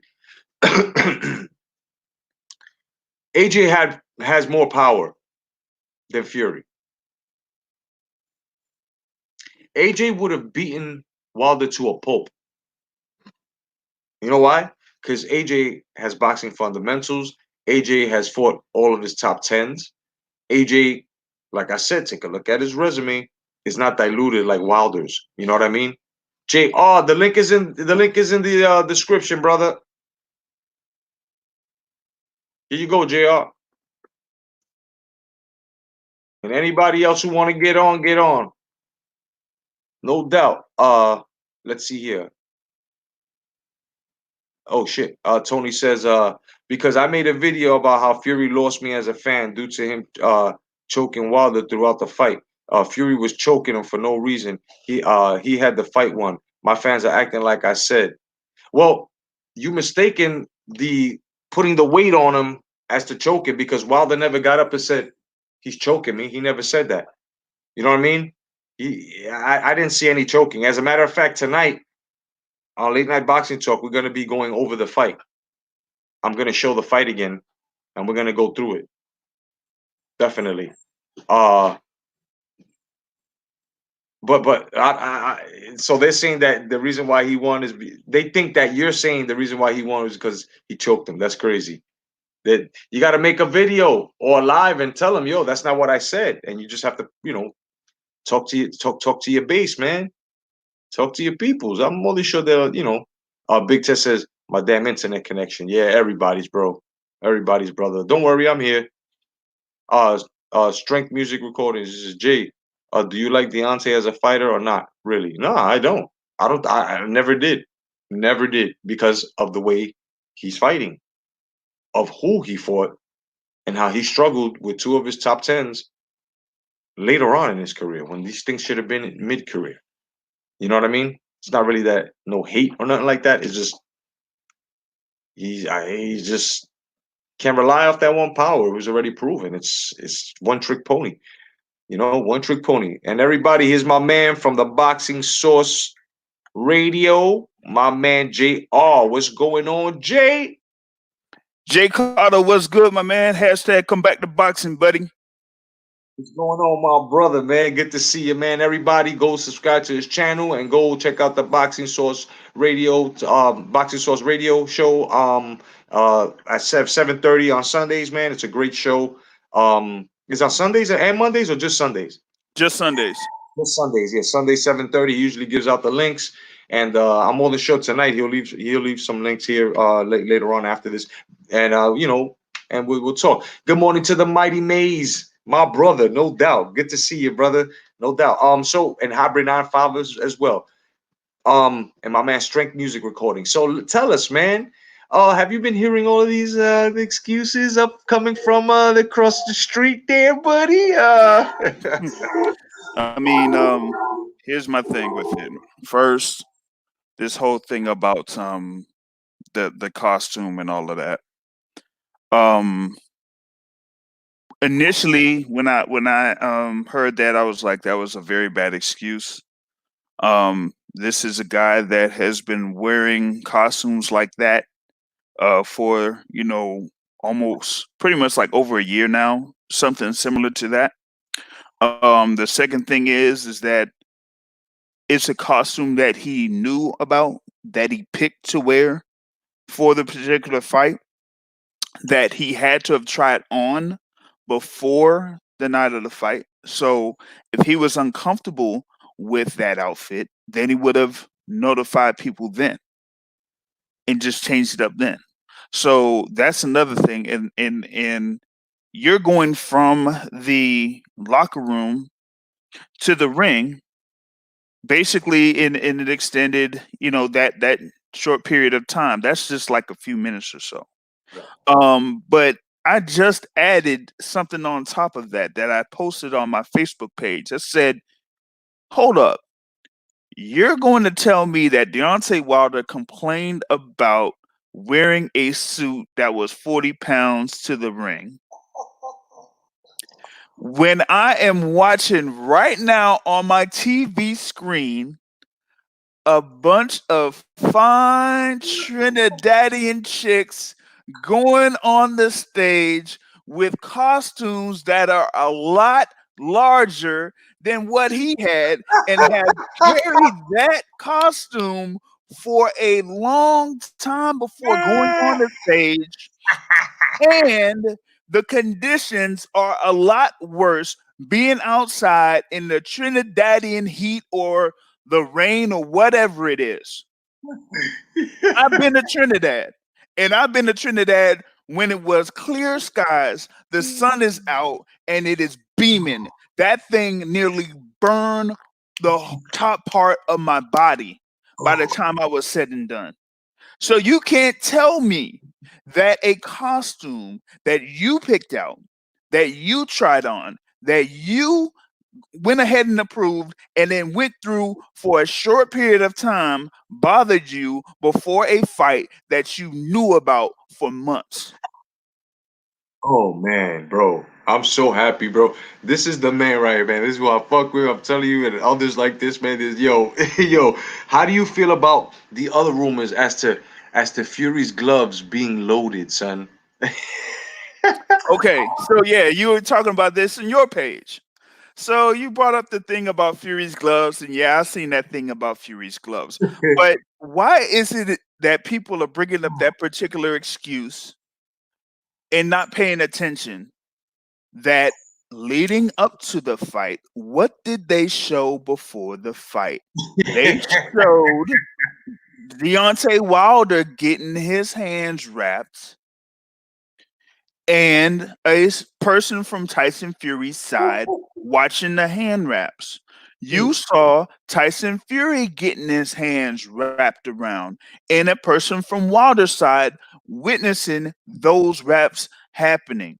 Okay, now I brought up the fact that if they had an issue with that, then they would have brought it up just like Nazim Richardson brought it up when Margarito loaded his gloves before his fight against Sugar Shane Mosley.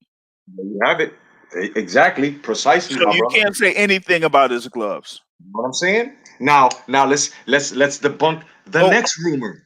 The well, next well, rumor. before we debunk the next rumor, let's take the last one a step further. Okay, let's do this. Tyson Fury went ahead and he won the bout. It was by TKO stoppage victory. What do they do after a fight is over? They cut the tape around the gloves and they take the gloves off. So, if they take those gloves off, where is the thing that's loaded in his gloves?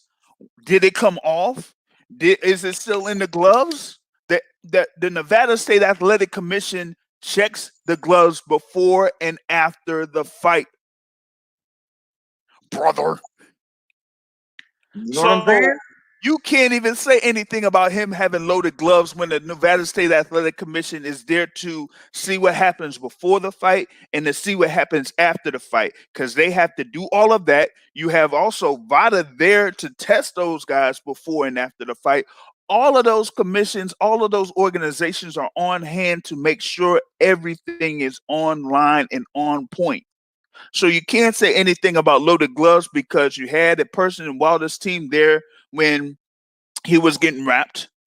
You had the Nevada State Athletic Commission on hand and the WBC on hand when they took the gloves off for Tyson Fury. So if you saw something, you would have saw something after the fight. Exactly, 100%. Now, Batman. let's talk about the shit that they were talking about with the what do you call that? Andre Durrell was a heavy influence on Mark Breland throwing in the towel, talking about we love our black champion, Deontay Wilder. Please throw the towel and save him from much further damage. Now, look how stupid these guys sound because if you're saying that you heard Darrell yell this out, stop. We love our black champion, Deontay Wilder. We don't want him from taking further damage. Motherfuckers, do you not read in between your own lines? They had to stop it because it was catching further damage. Verbatim, you stupid fucks. So where, even if Andre Darrell was screaming at, I'm more than sure there were other people saying, stop the fight. Stop the fight. Now that part, here's the part that I'm upset about with this, right? We're gonna go into the lead into this particular fight. Okay. There were a couple of instances where media members brought up this whole thing about black versus white. Okay. It was brought up in one instance before the first fight. And I forgot what the exact thing was, but it was something to where Tyson Fury was talking about his background and the struggles of his people. And then Wilder responded to like, what is that to the struggles of my people? So that's how that thing in the first fight started up. And that's where the follow up was with Radio Raheem talking about, Wilder's to this day and all of that, right? Yeah. Okay. Now, in the second fight, in the press conferences beforehand, Deontay Wilder was talking about this whole thing with Black History, tying things up with Black History. Tyson Fury is going to be part of a Black History trivia question. And then one media member tried to bring the thing up, and Deontay Wilder said it again. First off, Tyson Fury nixed all of that. He said, look, this is not anything about black versus white. This is about two guys at the top of their game fighting for the championship of the world. So we nixed it in that press conference in the week leading up to the fight. And then when Jason Whitlock brought the thing up, Tyson Fury did the exact same thing. He said, this is nothing about no black versus white. That's not what this is. Yeah, years ago, that used to be one of the biggest marketing schemes for a boxing fight, is to have black versus white. But that doesn't work now. And it hasn't worked for decades. So you can't try to bring that up again. Now, Exactly. in reference to the thing for the stoppage, here's something to call out those guys that are complaining about the stoppage and complaining about Mark Breland or complaining about Darrell. Was it Andre Darrell? The same Andre Darrell that I had interviewed a couple of weeks ago or a few weeks ago, right? So here's the thing, right? So you're going to, and sorry, I'm going to bring race into this. Go So ahead, bro. you're going to tell me that a guy in Mark Breland that is the same race as Deontay Wilder and Andre Darrell, who is the same race as Deontay Wilder, is in there, and Breland threw in the towel to save Deontay Wilder from becoming like Adonis Stevenson or a Pritchard Cologne, or even worse, like a Maxim Dadashev or a Patrick Day. My Mark Breland throwing in the towel, he was able to have Wilder had the opportunity to at least have one more fight. On the flip side, you had JD's and you had Shirley Finkel in the post fight say that, oh, we didn't want to have Mark Breland throw in the towel. They don't look like Deontay Wilder. So you can't tell me about something about this Black History thing and all of that, when the people that had his back, the people that wanted him to continue his career, or the people that wanted him to continue his life in a a good enough state to actually be somewhat coherent, to at least be able to enjoy the money that he did get for this fight, with his family, with his kids, with his wife. Or else he would have been like Adonis Stevenson, who is just now getting back to somewhat of a stable state. He had to go through months of rehabilitation to at least get to the level that he's in right now. And it's shocking that he was able to do that. Maxim Dadashev didn't get that chance. Patrick Day didn't get that chance. So that's why I'm pissed off at JD's. That's why I'm pissed off at Shirley Finkel. That's why I'm pissed off at Deontay Wilder, because Deontay Wilder said after the fight, oh, I wanted to go down on my shield. But that is completely against what he was saying after his fight against Dominic Breazeale. He said after the fight in Dominic Breazeale, he was like, man, it's a good thing, for us to settle out our differences. Because remember, they had that long-standing rivalry after the whole confrontation over in Alabama a couple of years before. And he's like, you know what? It's good to like have all of this and settle this out in the ring and throw hands. But then we have, we're thankful that we're able to get back to our families and everything like that. Y'all go ahead and look up the post-fight commentary from Deontay Wilder after that Breazeale fight. That is exactly the opposite of what he is saying right now. And that is the thing that's pissed me off about Deontay Wilder. And I've been holding this back for at least, 12 hours. He has exactly contradicted what he said after his fight against Dominic Breazeale. Oh yeah. And Oh I'm yeah. telling him, and this is a message right now. If he goes right into this rematch against Tyson Fury and has the same type of mindset and drops Mark Breland, because that's the whole thing that's coming up now, is because of all the feedback, all the vitriol against Mark Breland, that he might end up getting dropped. I'm like, you know what? If he ends up dropping Mark Breland, that's going to be good for Mark Breland. Mark Breland doesn't deserve to go through all that bullshit. You know what I'm saying? He doesn't deserve to go through all of that bullshit. And the thing is, it's like, for him to go in the third fight shows that they are trying to cash him out.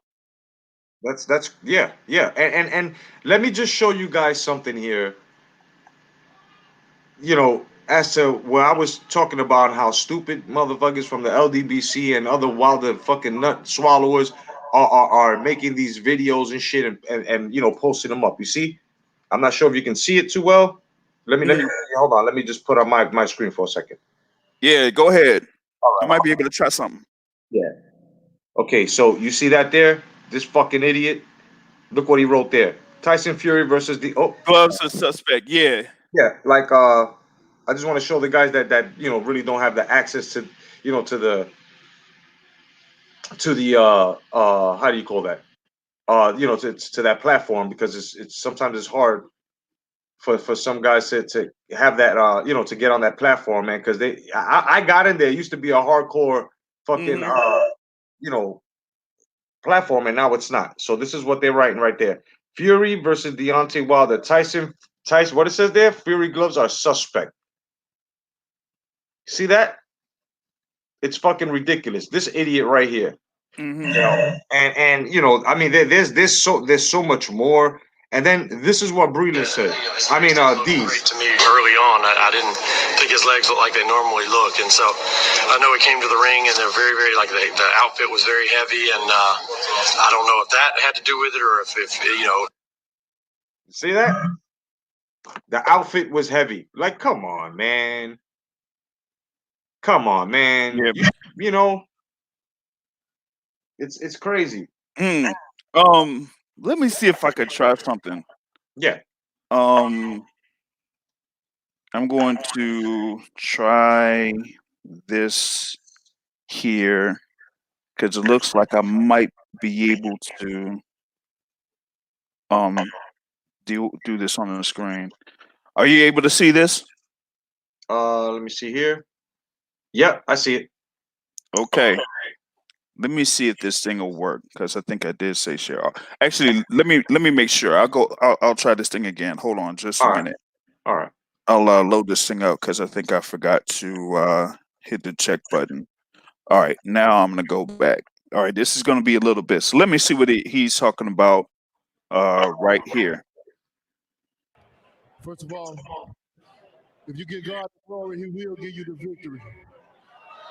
I want to thank Barclays Center. I want to thank Brooklyn. Let me see.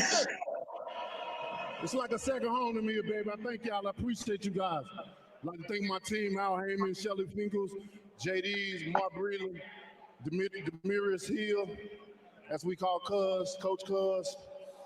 I just, you know, everything just came out of me tonight, you know. I know it's been a big build up to this fight. There was a lot of animosity, a lot of chaos, a lot of hatred against each other. It was a lot of words that was said, and it just came out tonight. This is what makes boxing so great, you know. When you can have so much inside, you know, you had to endure, you had to overcome, even with the training. You know, like I said, there's been many times where my body was hurting. You said something to Brazil, however. What did you say to him when you went over to him and embraced him? I just told Brazil, I told him I love him. And of course, you know, I want to see him go on, you know. I know we say some things that we mean sometimes, but then when you get into a fight and you settle your differences as men and you hold each other, this is what it's all about. And you can come to the next man and hug him and kiss him and say, thank you so much, you know, instead of other things. This is what I wish the world was like that. Well, we can handle this with our hands, and at the end of the day, we can hug each other and say, you know what, we live to see another day. Yeah, I had to stop it. All right. I had to stop that right there. So there you go.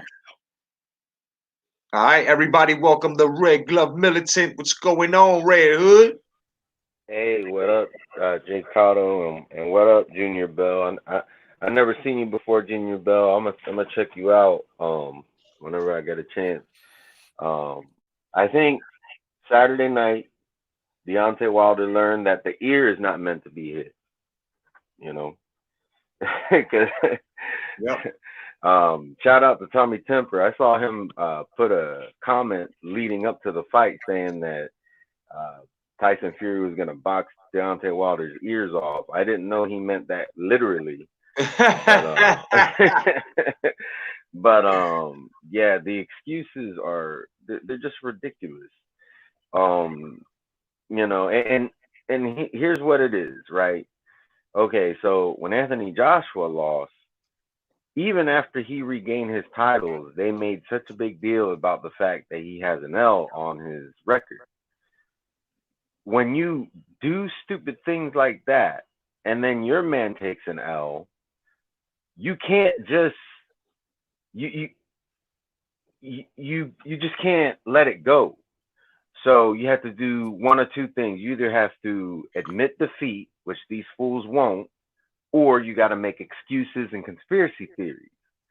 Now, when AJ lost, I made no excuses. I said, Ruiz won that. He was the better man. He did his thing. AJ needs to go back to the drawing board and figure out what he needs to do in the rematch. That was my attitude, and that's exactly what he did. But Deontay Wilder loses, and now it's, oh, the gloves were loaded. Oh, the suit weighed too much. Nobody told him to wear that goofy shit. This ain't the WWE. So it's amazing how there's all these excuses. I mean, it's even gone to somebody outside of the ring. One of the Durrell brothers apparently influenced Mark Breland to throw in the towel. Y'all don't think it had anything to do with the fact that Deontay Wilder was getting his ass kicked? Like, it had to do with everything except for Deontay Wilder, according to his fans and according to him. And that's exactly why they support him, because they identify him down to the T, from the excuses to the resume to the excuses to the loss. Amen. All right. Amen. So what these guys need to realize is, let's say if he would have fired Mark Breland, I know he did, but let's say he would have said, you know what? I think Mark Breland has taken me as far as he can. This is where we need to part ways. I think I need somebody who's going to give me a little bit more in my tool bag. That would be more respectable than I fired him because he threw in the towel. Because that tells me that he didn't learn anything. And that's the thing. When you take a loss, you need to take that and turn it into a learning experience. Make that L, instead of it meaning loss, turn it into learning experience, because the greats did that. Muhammad Ali did it. Lennox Lewis did it. Anthony Joshua did it just in December. Jay. So but he hasn't learned anything.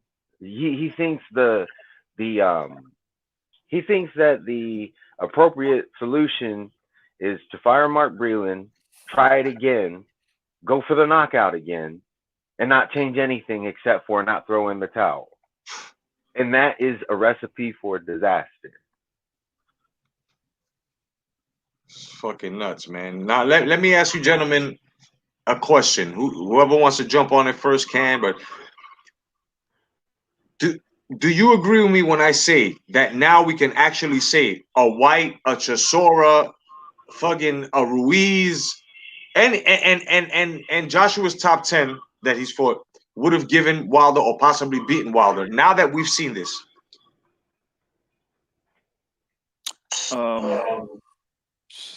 And throw Usyk in it too, because Usyk's in the division now too. So, well, my thing is this: with Deontay Wilder, I've kind of followed him for, since he won the WBC title in 2015, and then went back through his career. Okay. I've said many times over that when he held the WBC Heavyweight Championship, he never fought anyone that was ranked within the top 5 of the WBC rankings until he fought Luis Ortiz. You Right. can say the thing with Bermond Stavern, but the problem with Bermond Stavern was Stavern had been inactive for almost 2 years before his fight against Deontay Wilder. So that is one of the main issues there. Now, with Deontay Wilder and you bring up the thing with the guys, the Whites, the Joshuas, and everything like that. I think skill wise, White would be able to beat him. Chisora, I'm not sure about. I've always said that Joshua would beat him. Always, always. And Fury is, and here's the problem here. Okay. Fury is one of the 2 guys that Finkel, Heyman, and JD's didn't want him to basically face. Because the thing with Deontay Wilder is he has issues with guys moving their head, Right. and he has issues with guys that are 6'5", 6'6", 6'7", and up. And coming forward. Yeah. Yeah. Well, coming forward, that's one thing. He can't fight off his back foot. But the thing with 6'5", 6'6", 6'7" is all of those guys gave him issues. Right. Right. All those guys gave him issues. Eric Molina gave him issues. Yes. Johan Duhaupas gave him issues. Yes. And so he ran into the thing where he didn't want to fight Anthony Joshua, so they're like, oh, let me go ahead and fight Tyson Fury. He's been inactive for 2.5 years. He's going to be fighting a cruiserweight. He's going to be fighting a guy that contended for a world title years ago but was unsuccessful and recently lost. So let me see if we could go against Tyson Fury that's coming down from 400 pounds to 270 pounds. But what we saw in the first fight was Fury, even in that state, was worlds better than Deontay Wilder. Right. Right. All he did was just be fatigued a little bit and get clipped a little bit and stumble in the 9th round. And then get up, and then got clipped. He didn't get hit flush by the combo in the 12th round. He didn't. And he got up, and they were able to get away with a draw. And people talk about Wilder being a world-class fighter. I said, no, he's not a world-class fighter. And I'm going to tell you why. A world-class fighter is supposed to be able to finish a Tyson Fury that's in a limited state that he was. Right. A world-class fighter is supposed to finish a Tyson Fury after he knocks him down in the 9th round. Right. But what happened? Tyson Fury came back and took the fight right back to Deontay Wilder. In the 10th round of that fight, Deontay Wilder only landed 1 punch that entire round. In the 12th round, after the knockdown, Tyson Fury got back up, and then he stunned Deontay Wilder before the end of that round and the end of that fight. Right. So you can't tell me that he's a world-class fighter if he can't finish off someone like Tyson Fury. But the problem is Tyson Fury is a guy that is completely different than Deontay Wilder. And he is basically, I compare this because people have been comparing this whole thing about, Joshua lost to Ruiz and he did this and he shouldn't be losing to Ruiz. I said, let me tell you something real quick. Andy Ruiz has been fighting since 6 years old, 6, 7, 8 years old. Andy Ruiz has been dealing with or fighting guys that are bigger and taller than he is. Yep. A couple of months before, he fought a guy that was 6'7" that had an 82-inch reach. So he already knew how to fight guys that were as tall as Anthony Joshua. Right. Okay. And then for a good amount of time, Anthony Joshua was preparing to fight Jarrell Miller. And then when that fight was scrapped, they were scrambling and looking for an opponent. They tried to secure Luis Ortiz, but they didn't. Right. And they ended up with Andy Ruiz, within 4 weeks or so before the actual fight. Thank So you. Anthony Exactly. Joshua Was in had between to three prepare. guys. He was in between three guys. My bad. Yeah, Yeah. but he had to prepare for that. Well, prepare for that, so to speak. Yeah. Even in that particular state, he was still able to knock down Andy Ruiz with the things that he usually does in any type of fight. But the problem with Anthony Joshua was he always has had problems against guys much shorter than him. Yep. He had problems against Carlos Takam. He had problems against Alexander Povetkin. So yeah, he would have had to have done some things in order to deal with an Andy Ruiz that first time in just 4 weeks. So that whole thing with the punch to the side of the head, the punch to the temple in the third round, that basically, took out his equilibrium and everything. So Yep. that, took that. But then all of those fans of Deontay Wilder were railing on him and ragging on him and everything, talking about how he don't have no chin and all this crazy and stupid stuff, right? I said, okay. Even before the rematch, I said, if Anthony Joshua didn't have a chin, then why didn't Dylan White take him out years ago when he got hit solidly with a shot? If he didn't have a chin, or Klitschko. Yep. He got knocked down by Klitschko. Yep. And he didn't get finished off. Yep. So don't tell me that Anthony Joshua doesn't have a chin. Okay. Now, going into the rematch, what did Anthony Joshua do? He went ahead and he made the adjustments. He cut down the weight. He became leaner. He became more active with his hands. And he basically shut out Andy Ruiz in the rematch. Yep. But here was also the difference with Anthony Joshua. Anthony Joshua had always said that this is the heavyweight division. He knows that there will be a time that he is going to lose a fight. It's all going to be about what he does after that, how he adjusts after that to show how good or how great of a fighter he is. Right. Right. With Deontay Wilder, it's completely different. Completely different. In the first fight with Tyson Fury, it ended up being a draw. Guess what he did? He made excuses. Yep. He said, "Oh, my arm was broken before going into camp. Wait, was it my arm? No. It was my hand. It was my hand.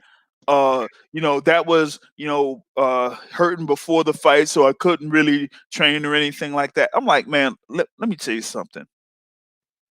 You had about 6 months plus where you knew that you were fighting Tyson Fury on December 1st, 2018. So you had all that time to prepare for Tyson Fury. And Tyson Fury, even in that limited state, was able to get the best of you. You only had 2 good rounds where you scored a knockdown and 1 round probably in the first 4 rounds. I don't care what anybody says. He only won 1 of those first 4 rounds. That's it. Yep. That's it. That's it. That's it. So then, yeah. So then you go into that, and now we fast forward to the rematch. Here we are on the rematch. You fought Luis Ortiz. Now you've known that you would be fighting Tyson Fury. You had all that time to prepare to try to figure out what it is that you needed to do in order to defeat Tyson Fury. And in this time, you didn't just get beat; you got dominated. Hell yeah!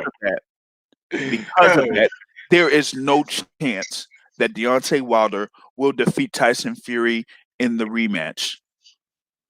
Right. There's no way, because Tyson Fury is another guy like Andy Ruiz. He's been fighting since 10 years old. He's part of a boxing family. Yeah. He's trained under the Kronk Gym under Emmanuel Stewart. That's why he went back to the Kronk Gym with Sugar Hill Stewart to work on that. Definitely. So everything that Tyson Fury did, there was no answer for Deontay Wilder, because all Deontay Wilder had is a right hand. And if you can't land that right hand in mid-range, then you really don't have that power behind that right hand. Precisely. And you know, he was just basically neutralized, man. Like to say what's up to Big Ten players and Ross Clot 222, no doubt YTBC in effect. What's going on, fellas? Now, Red Glove, man, give us your take, man. As to the question I just asked JR. All right, so would these guys give him problems at the very least, and good chance that they will beat him? Yeah, Yeah, absolutely. can we comfortably say that a Chisora, a White, a fucking Parker, a Ruiz, and everybody in the heavyweight division can actually that he hasn't fought that's on Anthony Joshua's resume can actually be touched. Yeah, as far as Chisora and Parker, I'm not too sure about those guys. Right. Um, Chisora, for a big part of the reason for Chisora is he's past his prime. Right. I mean, and don't get me wrong, even past his prime, he's been doing pretty good past his prime. But the reality is he is past his prime, and I think that he is kind of somewhat limited. Not as limited as Wilder, but Wilder has physical attributes that work in his favor greatly against Chisora. Maybe Chisora in his prime will probably have a better chance. Right. Um, Parker, um, you know, maybe Parker before he took his first loss. I think that him taking his first loss, he hasn't quite. I mean, don't get me wrong, he hasn't lost since. Actually, nope, I'm wrong. He lost to White, but I mean, after taking those two losses, he hasn't quite bounced back uh, that great. He's bounced back somewhat, but I'm not confident that he would be able to beat Wilder in his current state of mind. Maybe before he took his first loss, he would probably give him more problems and maybe even be able to beat him. Hmm.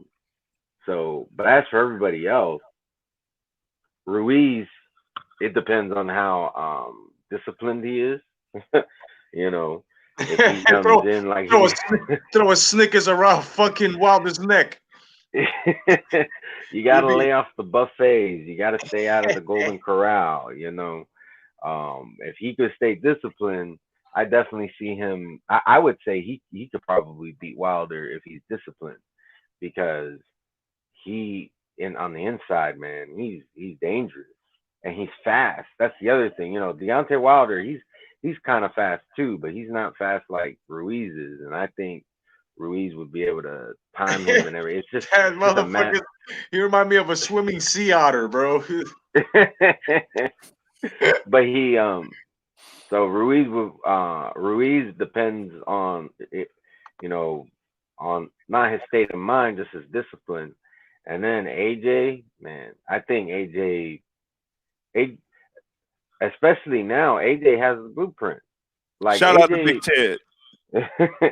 AJ's AJ's boxing ability has never really been in question unless you're an AJ hater. Because I've heard a lot of people say, "Oh, he's basic, he's this and he's that," Robotic. and yeah, robotic. Which I mean that had to do with the muscle mass. Well, after he took his first loss, he got rid of some of that muscle mass, and you saw how he moved in the ring against Ruiz. It wasn't robotic. And now he fights like a bitch, apparently. Like it's like you have to learn to give credit where credit is due. If you're a boxing fan, whether you have a channel or not, this is the best advice I can give you to not look like a fool. If you just put truth over everything, you keep it real, and you're willing to give credit where credit is due, you will never look like a fool as a boxing fan. Of course, you're going to get predictions wrong from time to time. None of us can see the future. None of us know exactly who's going to win 100% of the time.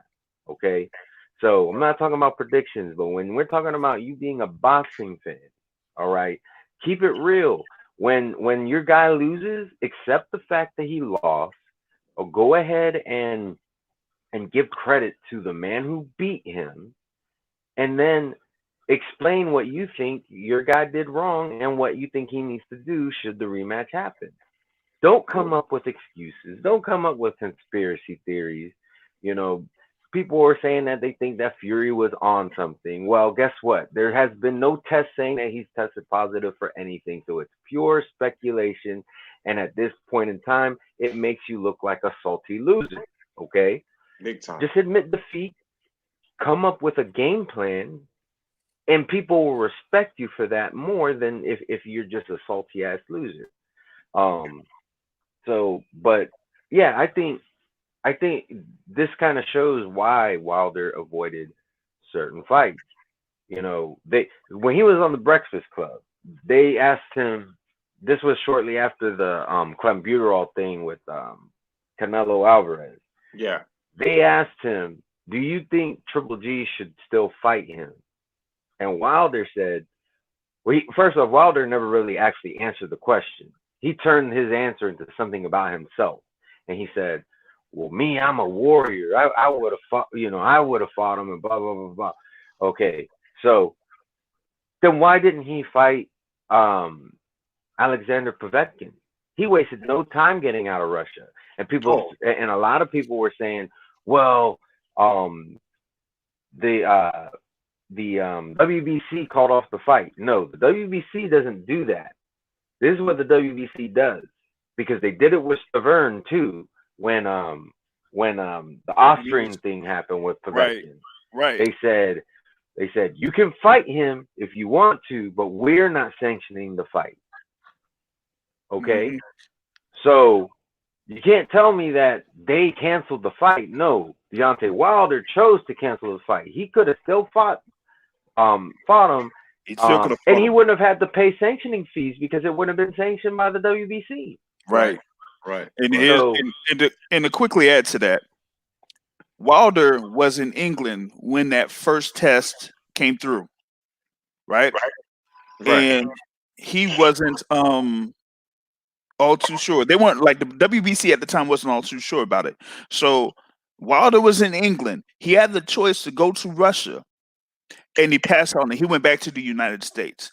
And by doing that, he broke the contract, because he was supposed to go into Russia for promotional purposes the week before the fight. And with him leaving, he broke that contract. Yep. And that's why he ended up losing that lawsuit, because that was part of the contract. He had to be there. If he showed up in Russia, then he would have been fine, but he didn't. Yep. And he also got sued. They also sued him back for the money that he took for that. In case nobody knows that, that he did get sued. Wilder got sued by Povetkin and them. So, but I also want to welcome Tony's Reviews. What's going on, Tony? If you're with us, Tony. Well, Tony, I guess he's busy. He's probably taking a shit. Well, I was being a bit long-winded, so he, Hey, is this working? That's There you go. What up, Tony? All right, not much, man. How about you? I'm on my cell phone, so I didn't know if it was gonna work. Oh, no, you're wrong, brother. Everybody say what's up to Tony Reviews, man. Go check out his channel. Tony Reviews was good. No doubt. Peace to Apology Man. Peace to Apology Man and Big Red joining us. Peace to the Boxing family. No doubt. So, Tony, the same question goes to you, my brother. Do you think any of these guys would have beaten Wilder now that we've seen it? Hold on, say that again, because it was laughing. Do you think that that Wilder is beatable now?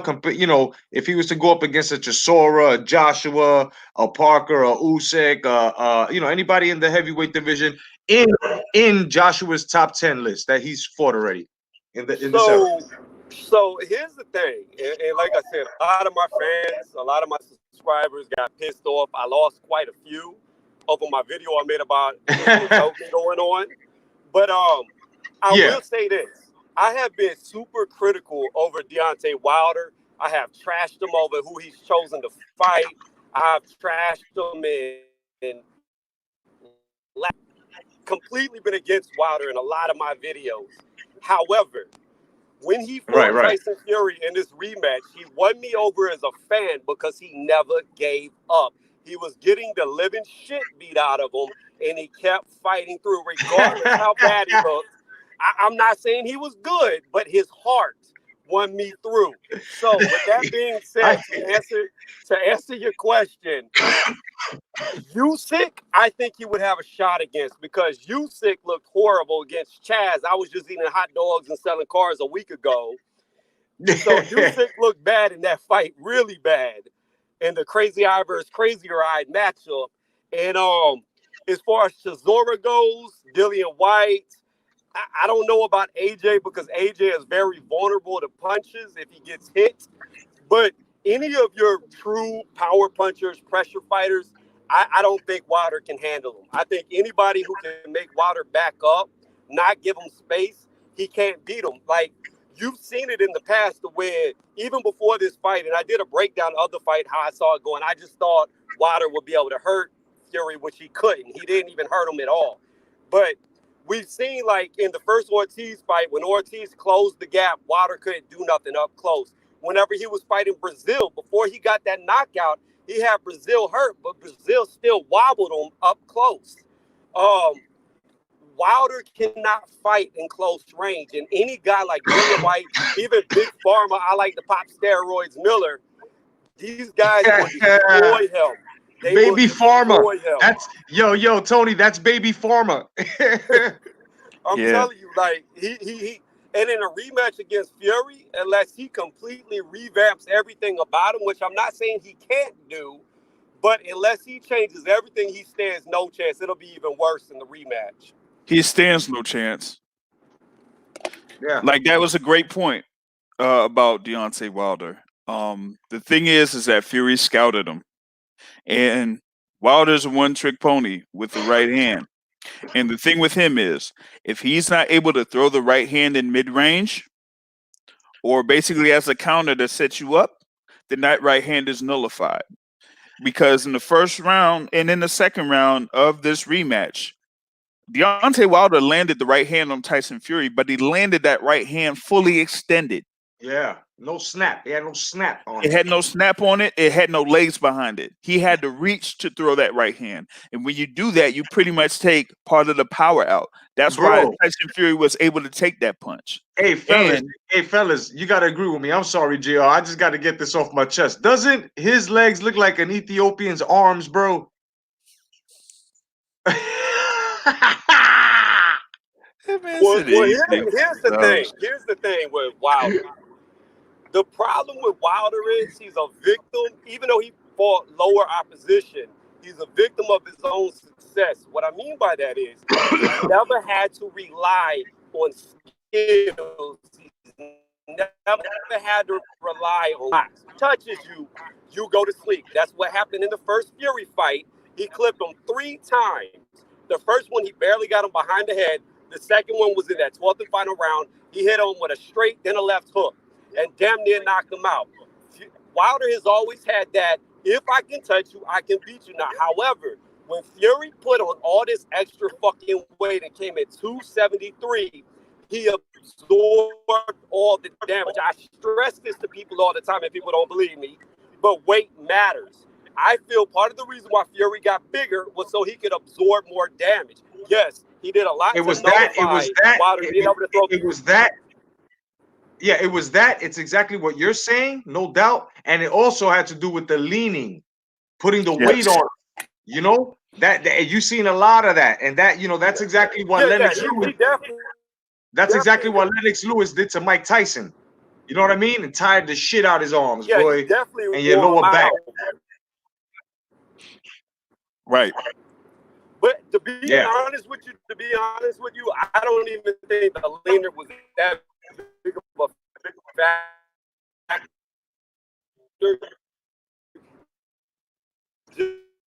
Just like Tony, you're breaking. Tony, you're breaking up, brother. You're breaking up. You're breaking up, my brother. If you can hear me. Which is where Fury lost respect for me. That to me didn't have that big of an impact, because after that third round, Shit, man, we can't really hear you. Can't hear you, bro. You're breaking up, Tone. Hang up, hang up, hang up, and try the try the link again if you can hear me. Yeah, you might want to copy the link, just in case you can't get it in the chat. Yeah. Yeah, here's the link, bro. If you can hear me, I'm gonna put it down. Tony, if you can get down with the link, hang up and come back because you're breaking up. If you can hear me. Damn, man. Yeah, I think Yeah. yeah, but now Red Glove, how do you really feel about Breland throwing in the towel? Because me personally, he did the right thing. He saved his life, bro. He did exactly what a professional should have done.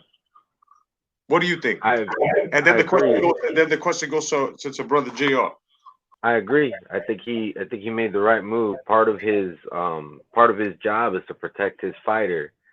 It's not just to prepare him for the fight, but to make sure that the man can live to fight another day. Y'all brought up some names earlier.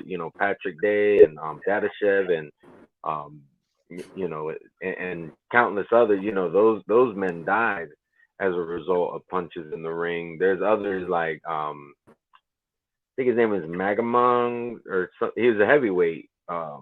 He's basically a vegetable, because of his fight wasn't ended early enough. So yeah, I agree. He made the right choice. Supposedly Wilder's saying that that he made specific speculations that the towel couldn't be thrown in. But here's the thing though. Since when do the athletes dictate the rules of the fight?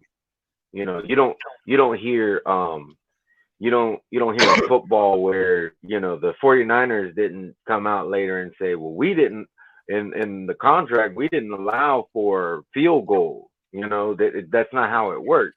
So whether you told your team that they could throw in the towel or not is irrelevant. They have the ability to do so whether you like it or not. So, but yeah, I think he made the right call. Whether Darrell influenced it or not, if Darrell influenced it, then Darrell made a good call. And at the end of the day, Mark Breland is a man. He's not a puppet, So he has his own mind. He made the decision himself. People turn down advice all the time. Look at Wilder's career. He's turned down a hell of a lot of advice, and he turned down $120 million that he's probably not going to make now. Yep. So, it all these excuses about the influence and Mark Breland made the wrong choice. If you say that Mark Breland made the wrong choice, you don't care about Deontay Wilder's health. You don't care about the man because he has. At the end of the day, he has a family, he has kids, he has a wife, and I'm sure that looking back on it, if they were to think about worst case scenario, they should be kissing the man's feet. They should be right now. They should be taking Mark Breland flowers and taking him out to dinner and being like, "Hey, if you ever need anything, I'm here for you." That's what they need to be doing to that man, not treating him like an outcast.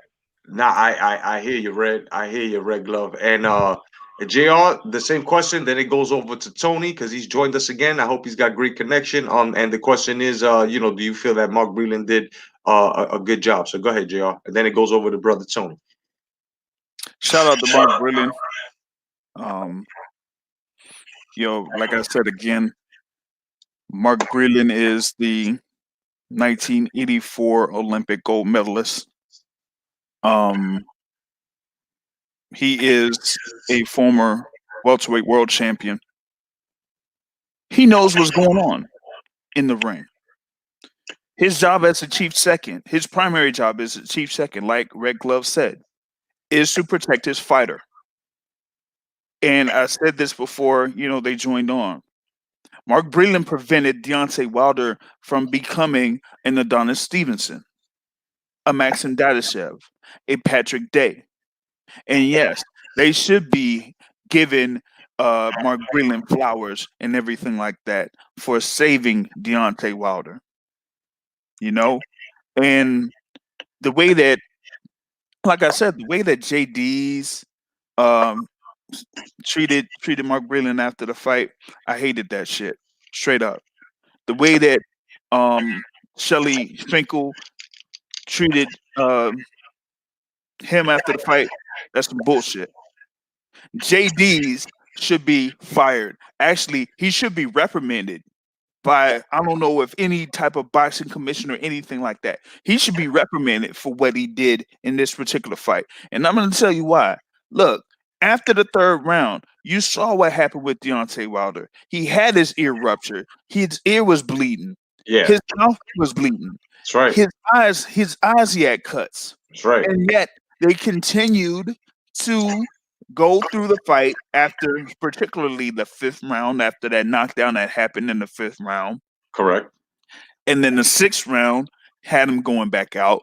And then the seventh round had him going back out. Because at one point, when they were in the corner, the doctors came out and checked on Deontay Wilder. And I'm going to go through that part again. And I'm going to be like, JD's tried to cover everything up to say, oh, no, Wilder's good. Mm-hmm. And let him go back out there. Yep. Nobody took care of his cuts. Nobody took care of his Nobody took care of his abrasions. Nothing like that. No stitch. No, you didn't have Stitch Duran on your side like Fury did. You know, and then you let him go back out there. That's that PBC shit. You let him go back out there, and before Red Gloved and Tony came on, I pulled up the clip of what Deontay Wilder said after the Brazil fight. He distinctly said that, hey, it's a beautiful thing where you could, take out, all your differences in the ring, all that animosity and back and forth in the ring. But at the end of the day, you're able to get out of that fight, so you'd be able to go to your family and go to your kids and everything. That's exactly the opposite of what he's saying right now. And that makes him a contradiction. So don't tell me about, oh, I want to go down on my shield. That's an absolute contradiction of what you said after the Brazil fight. And if he wants to go in this Tyson Fury fight once again, he's going to get battered once again. There is nothing that he could do to defeat Tyson Fury. There is nobody out there that could help him to defeat Tyson Fury. This is a guy that's going into his 12th year as a professional. He didn't listen to Emmanuel Stewart. He didn't listen to Lennox Lewis. He didn't listen to the likes of Vladimir Klitschko or anything like that. Tyson Fury did and worked on his craft. Deontay Wilder didn't. He didn't work on his craft. That's why he was carefully matched against those guys. And to go into, what you were asking about, the guys, the Whites and the Chisores, I'm going to change my mind. They have a much better shot now because Wilder's aura of invincibility is gone. They know what to do now about his right hand. Right. That was a blueprint of what to do against Deontay Wilder. Now everybody knows. Exactly. He's not going to be able to adjust. So he's done. He's toast. Yeah, definitely. Tony. The question is, do you feel that Mark Breland did the wrong thing? Shout out to Red Glove, man. Yeah, no doubt, Red Glove. You got it, brother. All right, so two-part answer. First part is, when I first was watching it live, I got pissed off at the start bitch because I thought Bayless stopped the fight. When I initially saw it, because Deontay Wilder did throw a left hook when he stepped in to stop the fight, so I was mad initially. However, after the fact, when I watched the replay, I saw the towel come across. I didn't know at the time the towel did. I will never question a coach throwing in a towel. The reason why is what a lot of people don't take into compensation, what they don't think about is the fact that a coach is around a fighter more than his family is sometimes. So that coach knows exactly what you can take, how much you can take, and where you're at in that fight. If that coach feels like you don't have anything left, then you don't have anything left. It's only going to get worse from there. So it was a good call by him throwing in the towel because he knows Deontay Wilder. It would have been foolish for it to continue if he was questioning whether it should continue or not. So I think he did a great job by throwing in the towel. If the referee would have stopped it at that point, I would have been mad. But it was a good decision. All right. No doubt. To add on to that, before the fight, I predicted Fury to win. but I predicted Fury to win by decision. Right. There were some people that were picking Fury to win by knockout, and I said Wilder's pride would not allow him to be knocked out. It would have had to been stopped, and that's exactly what happened. Now the thing with what Tony said about Wilder throwing the left hook. I mean, that's one thing, but after the fourth round, Wilder was done. Everything that Fury was throwing, he was throwing, and he was throwing a stiff jab, and Wilder was backing up but still getting hit. His legs were completely out of it. When Fury came in with the left hook to the body while Wilder was backing up, that made him go down to the canvas. He was tripping and falling all over the place. And so in that seventh round, Kenny Bayless was about to stop the fight. And you were seeing Fury landing the left jab, and then there was a time where I saw him kind of throw out that left like he was throwing the left jab, and then he turned it into a hook and then landed flush on Wilder. And I was like, man, this guy is getting battered. And then he was saying, show me something. But there wasn't anything that Wilder could do from the fourth, fifth, and sixth round that could really stop the momentum of Tyson Fury from coming forward. And so in the seventh round, when Wilder got backed up to the ropes, all Tyson Fury had to do was just keep his distance, be patient, throw the left, and come through with the right, and just keep doing that. Exactly. And so once that happened, it was going to be stopped anyway. Let's give the guys in the comment section a little treat. And Tony, if you're down, my man JR, if you're down, let's have a little debate and let's interact with the guys in the comment section. You know what I'm saying? The OGs and the you know what I'm saying? Shannon the Cannon Briggs would have definitely given Wilder a run for his money. He would have defeated Wilder. You know why? And he still had the movement and the power, and to this day, he still does. He still does. I said, yeah. Now, what do you guys think? What do you guys think? Whoever wants to attack that first. I think Shannon the Cannon Briggs would have definitely put the beats on motherfucking Deontay Wilder, though. To quote Shannon the Cannon Briggs, they gave you that belt. I fought Lennox Lewis. You're standing next to him. He was there face to face with Deontay Wilder years ago. They gave you those titles. They gave you those titles, champ. They gave you those titles. Let's go, champ. I fought Lennox Lewis. You're standing next to him. That you talk about to this day. To this day, that is the funniest thing that I've heard in that instance. I'm like, bruh, he fought Lennox Lewis, and he right there with the phone. Where is Lennox? You know what? Where's Lennox Lewis's view of that? He's never shown that. I want to see that one. Lennox Lewis was right there, and he had the thing on camera. He said, I fought Lennox Lewis. He's standing next to him. Oh, my goodness. Shannon Briggs would have battered the man. And it was all the truth, kid. It was all the truth. I mean, I loved it. I saw that confrontation about maybe 10 times, dog. And that's the whole thing. Everybody stood away from Shannon the Cannon Briggs, and to this day, they still stay away from him, even Klitschko, because they knew. My man came back. He was and he's still asking for a fight. And he definitely would have took Wilder to the clinics because he's wise.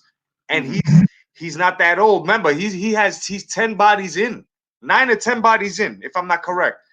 From 20 since he came back till I think it was till he got suspended, before he got suspended or whatever, he was 9 bodies in. And they were young guys, and he was knocking them out, body shots. Boom! Yeah. He was already one-hit quitter king.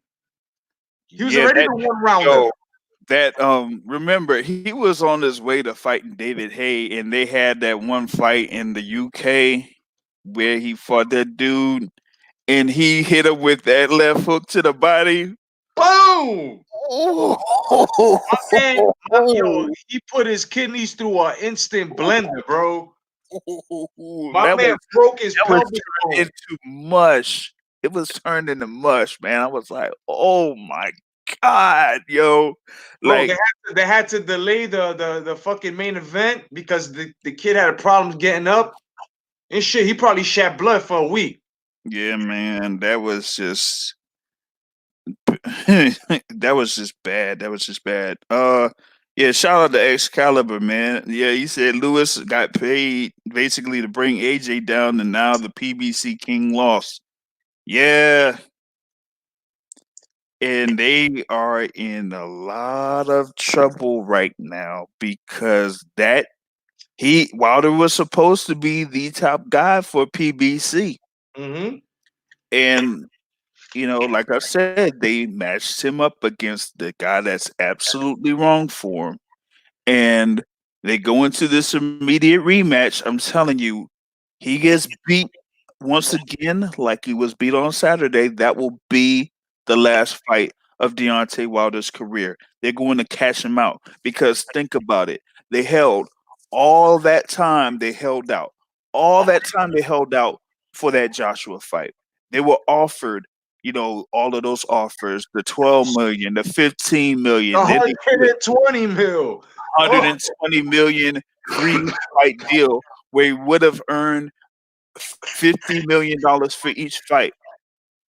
Now, hopefully, this pay per view was very successful so that he earns more than 25 million.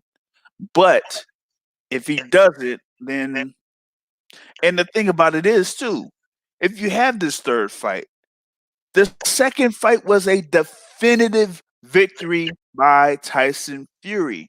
yes. So, what would people have interest for in a third fight when the first fight was a draw?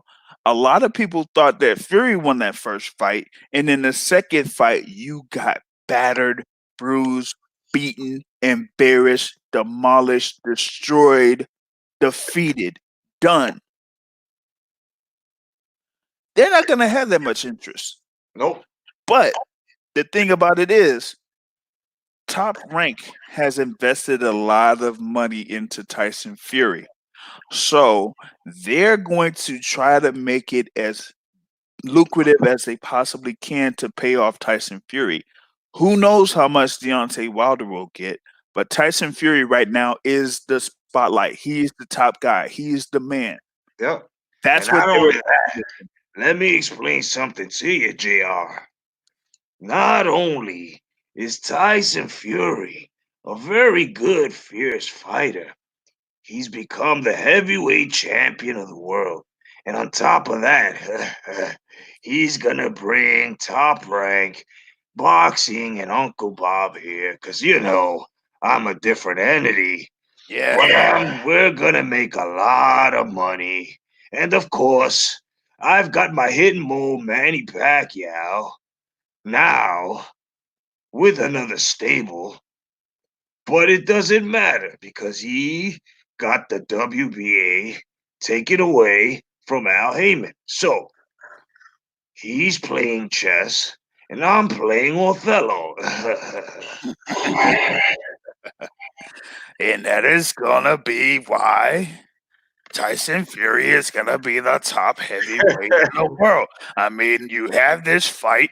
He dominated Deontay Wilder. Now he's gonna be able to go ahead and fight Jarrell Miller, who's my guy.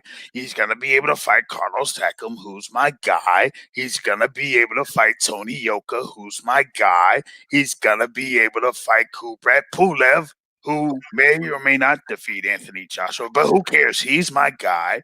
I got Tyson Fury, and he's gonna be a very big star for me. Exactly. So, with that being said, I just want to make sure that you guys understand that Tyson Fury is basically going to take over the heavyweight division, and we're going to be here for a long whiles. Now, Eddie Hearn, I respect you.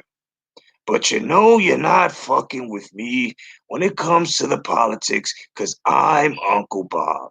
And by the way, get the Uncle Bob nose hair dye at your local Walmart or any pharmacy. Okay, guys, take it away. I've got to take a shit. I wonder how much that. I wonder how much that is at Walmart. Huh? I said, I wonder how much that is at Walmart. Yeah, right. The fucking Bob Arum nose hair dye. Yeah, no fear that. Yeah. Yeah, man. I'm telling you, man. And you know what's funny, man? That, a long time ago, it was said by this guy named Deontay Wilder that he could kick my ass in 86. How you looking now? Huh, you licorice twizzler? How you looking now? Huh? With your rotor antennas. I told you. I told you. I'm undisputed. Okay, you ludicrous. I told you. How you gonna say that your costume is too heavy, you stupid motherfucker? How you gonna say some shit like that? That's not honor. You know what I'm saying? And then you're gonna come out and say that, you listen, Deontay, you know what you should do? Next time you come in the ring, you need a tiara and a tutu. It'll be much lighter for you, you faggot. Hey, remember he said he would have he would have wondered how it feels to have a baby, man. I mean, who the fuck talks about they want to get pregnant? What kind of shit is that? What is that, man? Like that is absolutely ludicrous, man. I wanted to eat people's children. I wanted to go at people. Peace to Allah. You know what I'm saying? That's kind of crazy, man. That's why, listen, I said that I want to eat children. You know what I'm saying? Doesn't mean I want to suck nobody's dick. What I'm saying, I'll punch your dick off. You ain't want to have. I don't want to have children. I want to eat children. Exactly. This guy want to get fucked. What kind of shit is that, man? Yo, but that's something there. Yeah, you brought up a good point in reference to Mike Tyson. Mike Tyson was celebrating when Tyson Fury won, and Yeah. this was one thing that one person brought up yesterday, and it was a very good point.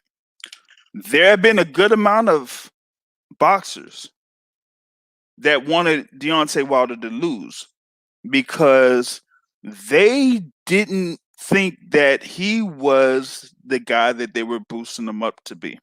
Yeah. All of those guys were boxers that are like Tyson Fury, like an Andy Ruiz. Yeah. They have been fighting since a very young age. So they were able to come up through the ranks and be in the gym and do the things to work to get better and everything like that. And they see this guy in Deontay Wilder that is a one trick pony that only had the right hand that took out what was it 41 guys, but who were those 41 guys? And they built him up to be a world champion and have all of these defenses. And they're like, he hasn't really fought anybody that has really worked on the craft, that have tried to improve on their craft. So this was basically the chickens coming home to roost for Deontay Wilder. That is why somebody like a Mike Tyson was celebrating. That is why somebody like a Floyd Mayweather was criticizing him up to this particular point, because those guys worked all of their lives since they were little kids. They had been in the boxing game since they were boys. They didn't fail as a football player. They didn't fail as a basketball player. So with him getting beat the way that he was getting beat, that was something that they saw in Deontay Wilder once they had him matched up against a guy in Tyson Fury that has boxed all his life and is part of a boxing family. And you got Wilder fans talking about, those guys were hating, those guys were hating. I'm like, no, those guys were the same. These guys are guys that made boxing their life, that it was primary to them. Exactly. They didn't have something with the basketball or football. They didn't talk about acting or anything like that. No, it was boxing, and that was it. Look, there's one thing that Mike Tyson said that was really the truth, and he said that back in his day they were gladiators. They were a different type of monster. These days they're businessmen. Right. Okay. No doubt. At the same time, we also got to understand the whole nature of the way those guys used to train back then. Look at Mike Tyson used to train with Bone Crusher Smith. 70% no headgear. He wore no headgear. Okay? He used to fight these guys. I mean, these guys put on gloves because they wanted to be like Marciano. They wanted to be like Liston. These guys didn't, you know what I'm saying? They weren't worried about money because that shit came with the work ethic.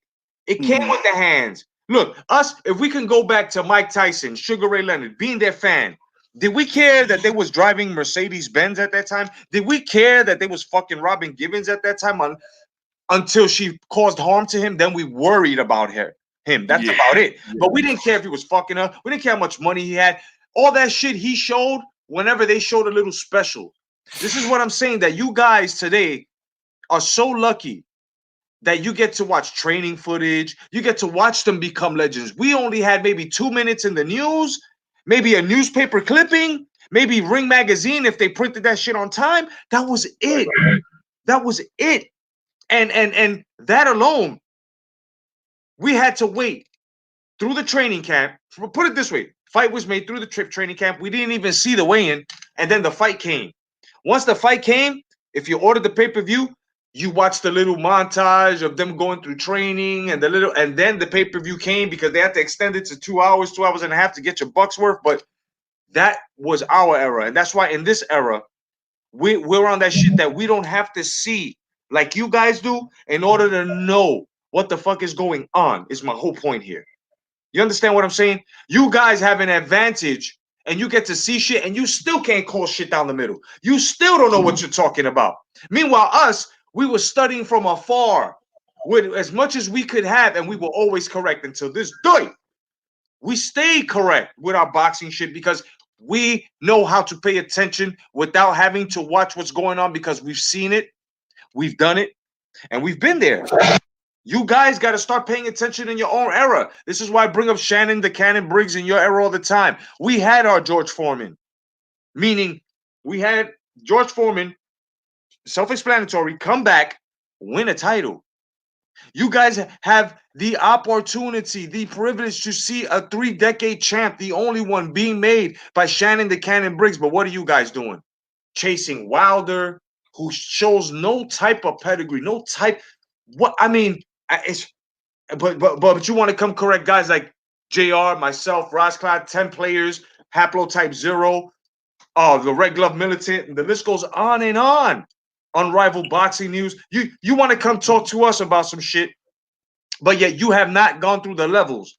Just like these fighters have not gone through the levels that the other fighters have gone through in order to be called greats, legends, in order to have those accolades. You can't just go around and say fucking, and no disrespect to Tyson Fury, but this is what's really happening now. And I'm going to show you a still on that. No fuckers is talking about Tyson Fury would have beaten who was it? Dempsey and all the other greats. Why? Because he beat Wilder?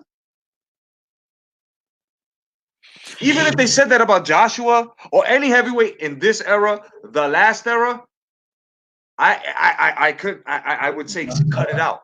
Don't do that. That's how you get your fighter hated. Nah, he's not there at that particular And level yet. Sullivan. They said that he would have defeated Sullivan and Dempsey in one night, they said. Oh goodness no. Now the thing that you were talking about with the no headgear, like Right. you know, they're training with no headgear. Right. One of the things that was noticed before the fight was Tyson Fury. Okay. His lip was cut. His lip was cut. Wow. Yeah, his lip was cut. And before the fight was happening, the commentators were talking about Fury's preparation. And he started the preparation with headgear. But he said he was uncomfortable with that. So he took the headgear off. Mm. The thing about it is with him, he is a timing type of guy. So he's going to be, you know, in there moving his head, fainting, moving his head and fainting. So having that extra headgear, that, you know, kind of like throws things off. And the other thing too is with him not having headgear, he's able to take the punch with more emphasis than he had with headgear. So he was preparing for what Deontay Wilder had for him. That's why he was able to take the right hand like he did, because he didn't have headgear, because he knew what he was going to be anticipating with Deontay Wilder's right hand. He knew how to prepare for his opponent. Wilder did not, because Wilder is too stubborn. I have to agree with you. There was times that he wasn't listening to his corners, like in the King Kong Ortiz fight when he got caught in the 7th. Mm. They told him, put your guard up. He went in, he swung with his guard down. That's when Ortiz came with the counter shot. Bang! And rocked him, and he just kept fucking him up. He should have been throwing uppercuts because Wilder was blocking. He had this whole pocket. He had the whole pocket. He didn't tuck his elbows. He didn't come down. Wilder's defense was sloppy, and he's always with the wide stance. He could have came right under with an uppercut. Boom! With hooks. Boom! Open it straight. Put his defense down. Boom! You know what I mean? But, it is what it is. Yeah. I just say that Breland did the righteous thing. He did the right thing. You know what I mean? And I think that people who are just on the bandwagon of being upset because Deontay Wilder's upset, okay, he has a right to be upset only because the fight was stopped and he feels like but only he can feel that way. Us as fans, we really got to weigh this shit out. If you're really a fan, you would say to yourself, I like Deontay Wilder. If they have to stop the fight, I want him to, you know what I mean, to be okay, so he can live another day and get another payday. Look what happened with Meldrick Taylor and Julio Cesar Chavez Jr. What was it, 6 seconds or 10 seconds from the last round from the bell? He would have won because he was leading in points. What happened? The referee stopped the fight. Richard Steele stopped the fight. Everybody felt robbed. But as a Meldrick Taylor fan, he was catching too much damage. I mean, look at him till today. If you know what I'm saying, bro, too much damage. It really fucked him up. Like JR was saying when he went down the list of the boxes, most of these fighters didn't get a chance. Would you want your Deontay because you want to go out in the shield? You can understand all that shit that he's saying, but in reality, motherfucker don't really want to go out on his shield. If he's really hurt, he's gonna regret saying that shit. What's up, Tony? Welcome back.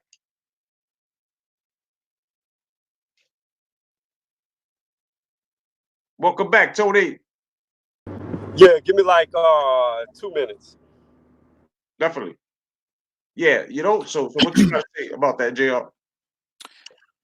Oh, in reference to the thing for Wilder, like I said, Wilder is stubborn. And we talked about this before. Wilder doesn't listen to those greats. He didn't listen to Breland in his corner. Never listened to Breland in his corner. Never really took into what Lennox Lewis was teaching him.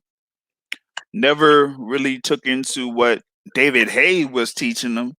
And I said this, I'm like, with what I saw on Saturday, I'm more convinced that Vladimir Klitschko put Deontay Wilder on his ass in that gym. He had to have, because if Deontay Wilder was really ready in that type of dude, Shelly Finkel would have put him in the ring against Vladimir Klitschko. There you go. And that's exactly why he didn't take that fight. The same reason why, look, I don't even understand exactly why he was upset and any of his fucking following are upset when Joshua decided to fight Martin for the IBF. He could have fought Martin for the IBF too. Why didn't he? Why didn't he? I said, look, you have Al Heyman managing both Deontay Wilder and Charles Martin.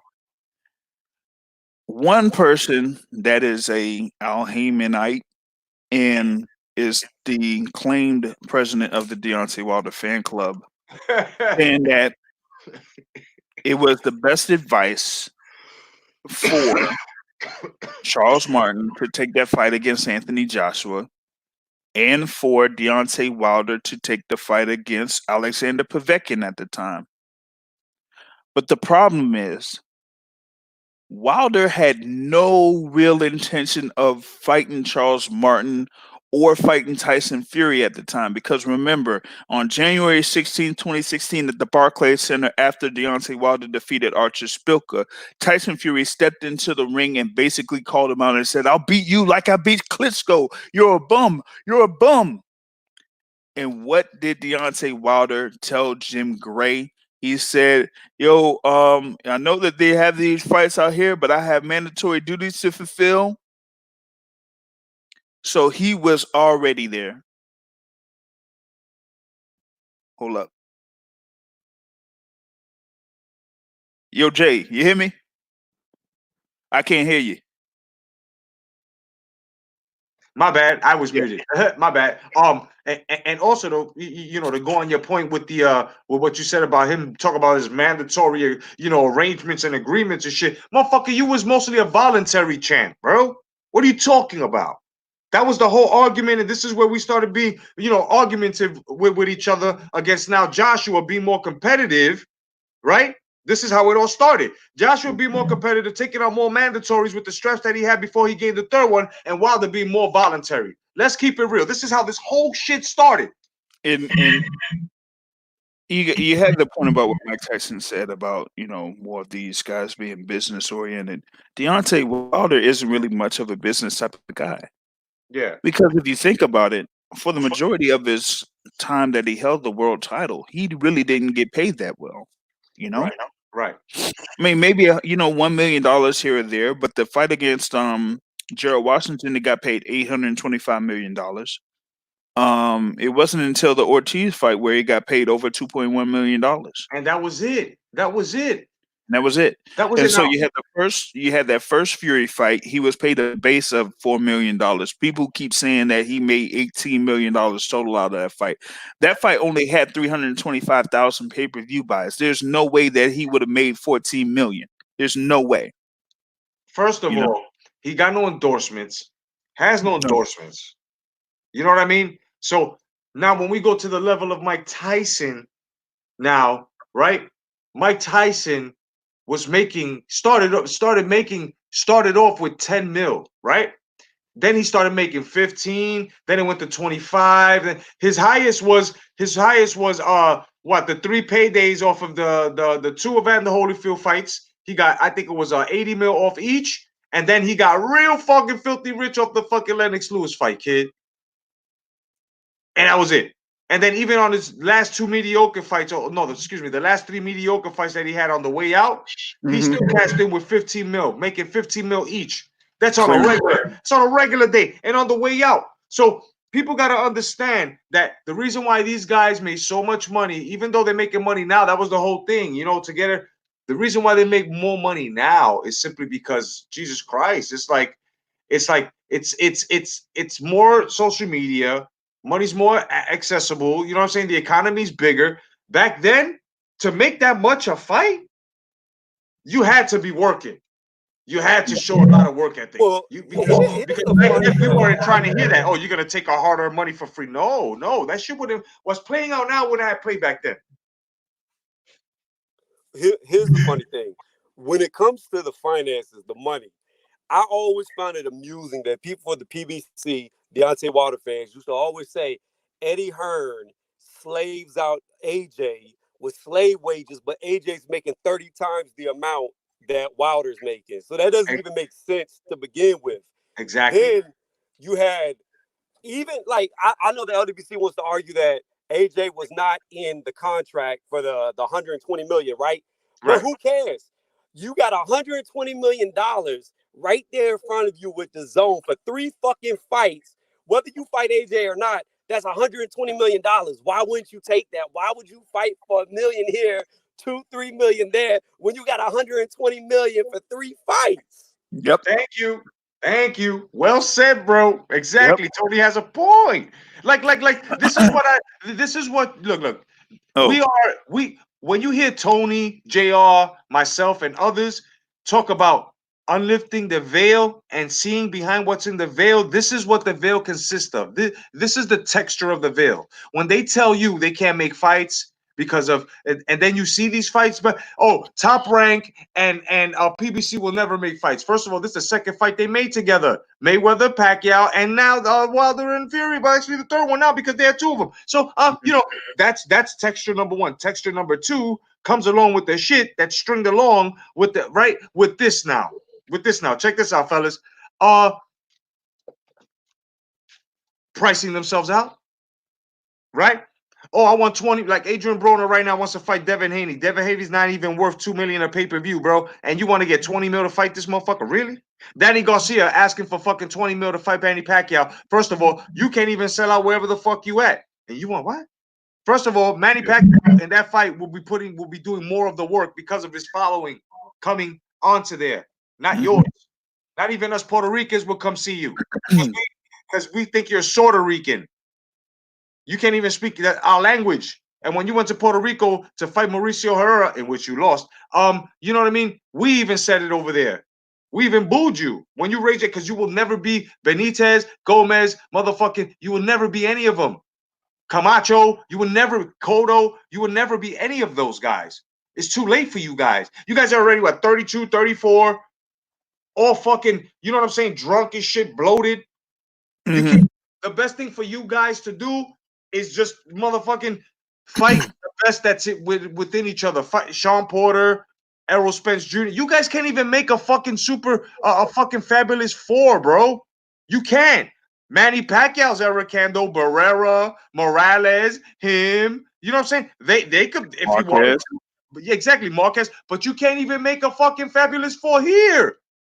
You can maybe start them off with Terrence Crawford. That's it. Sean Porter is the only one willing to fight everybody. Exactly. That's it.